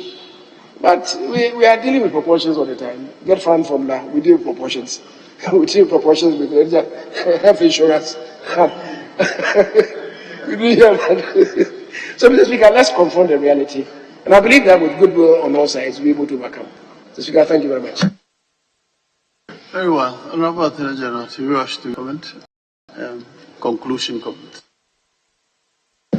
Thank you very much, Mr. Speaker. I have listened carefully to all the debates, and particularly the closing remarks, if I should say, of the majority leader. And I must say that I share entirely in all the arguments that have been made, and ordinarily would not have said much, except to highlight a few things that have come up as a result of the debate. The first being that to highlight the fact that the present bill does not seek to speak to customary law in general. It only speaks to situation of intestacy. And so issues concerning marriage and its incidentals are clearly outside the purview of the present bill. And that is the highlight I want to make. Mr. Speaker, yes. Mr. Speaker, let me place on record my unequivocal respect and acceptance of customary law. But Mr. Speaker, it becomes interesting when we become a stickler for customary law, looking at the historical evolution of our customary law. If we were to stick to the peculiarities of the various customary law, Mr. Speaker, we would not have been where we are. Our human rights regime would not have been where it is. Clearly, issues of customary law have had to give way to issues of human rights. And particularly the import of this bill is to emphasize some of these rights, including the rights of children, particularly, and of course, the rights of women, even though spouses under this bill also includes men, Mr. Speaker. Mr. Speaker, sometimes when we make these arguments about customary law, we fail to also mention that these issues of customary law, the responsibility of the extended family, which was commensurate with this uniqueness of customary law, has also diminished. For instance, the previous responsibility of uncles and the extended family towards the children now have also diminished. And so we cannot continue to hold on to this customary law of leaving the extended family to match enjoyment of the estates of them, when we have failed to continue to protect the responsibility of the extended family. In other words, Mr. Speaker, the truth is that presently the importance of the nuclear family is paramount. And so when we make arguments that we need to respect and make way for the peculiar customary law, my Lord, Mr. Speaker, my argument is that This present bill is not a closed circuit for anybody. If you are not satisfied, my lord, there is the option of making a will. In fact, when a person makes a will, a very deeply entrenched dogmatic person in customary law makes a will and purports to even give all the assets to the children, my lord, then the argument of customary law fails, because we are enjoined by law in the situation where such a person makes a will to respect the tenets or the provision of the will. And nobody then is here to be saying that we did not respect the customary law, the peculiar customary law of the country. And so my argument, to sum it up, is that this bill does not seek to regulate customary law in its entirety. It only regulates intestate where the person has failed to make a will. In other words, much as I implore all of us to be very comfortable with the provision of the bill, if you are not happy, my lord, the door is not shut on you, Mr. Speaker, the door is not shut on you to make a will, to decide to stick to the very peculiar customary law in which you are coming from. Even though, my lord, there's some customary law, I must say, have made some inroads in protecting the rights of children and women. We should not also be oblivious to the realities that some of these customary laws have also not augured well for the rights of women and children. And so clearly, I pray that this honorable House will have a very open mind about the present bill, and I pray that you give it a positive consideration onto its passage. I thank you, Mr. Speaker. Very well, members. Before I put the question, I just want to share a few observations. The observations I share are not about the law per se. It's about attitudes that we have developed over the years, probably out of the practices.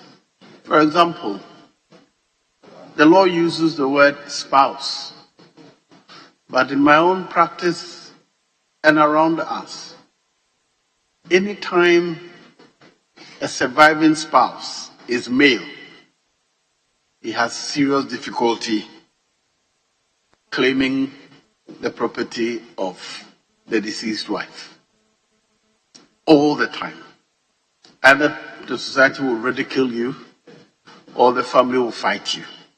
So even though the spouse, definition of spouse is gender neutral, in practice it is it means female. The surviving spouse actually means female surviving spouse.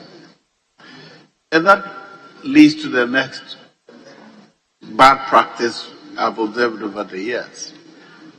The leader mentioned two situations where family moved in to take possession of a property of a deceased person. Meanwhile, the existing law provides for using the police to protect surviving spouses. And yet either the police will not come in or the surviving spouse fails to take advantage of the law. I don't know whether because we don't know the existence of the law or we simply want to avoid conflicts at that stage. But most of the time, the challenge is that the law is not providing protection. It's because we are failing to use the law to protect ourselves. That said, I encourage all of us to write our wills. Even for those who want the custom of their community to apply, just state in your will that upon my demise, the Santi custom or the Ewe custom should be applied. Or, even if you're a Muslim, you can say the provisions that's in the Quran should be applied to distribute my estate. And that will be it. On that note, I put the question. All in favor of the House adopting the report, say aye. All against, say no. The ayes have it. An act to provide for interstate succession and for related matters. The Intestate Succession Amendment Law is hereby read the second time.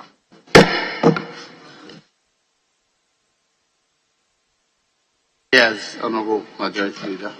Mr. Speaker, if you can deal with item listed as 7. 7. Yes, please.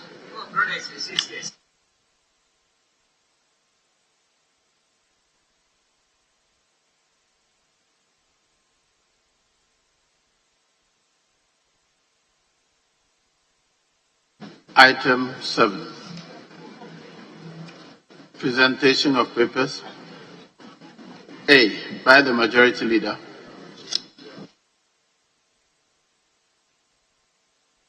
Budget performance reports in respect of the Office of Government Machinery for the period January to December 2022. The report is duly presented for distribution to members. B. By the Chairman of the Committee.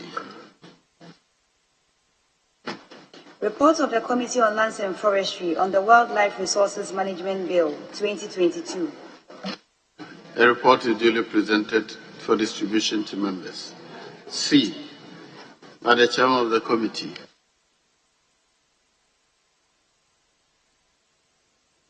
The Committee on Energy and Mines, yes. Mr. Speaker, with respect, if we could stand down C, D, and E. C, D, and E. Very well. But to urge, Mr. Speaker, to urge the Committee on Trade, Industry and Tourism. Now, this bill has come to this House, and on their own recommendation, they've indicated that it's an urgent bill, which means that the report should come for us to debate and then do the consideration of the bill. Mr. Speaker, I can't understand what is happening. It defeats the purpose for you telling this House that it's an urgent bill, and after failing to work on it and submitting your report. I think the Committee on Trade, Industry and Tourism, especially their leadership, should be spoken to, and I'm charging the Chief Whip. I'm charging the Chief Whip to engage them, so they'll be able to submit the report, maybe tomorrow. So we'll begin to deal with them. Otherwise, it loses the purpose, and time is running. Very well. The presentation of the reports C, D, and E are hereby deferred. Yes.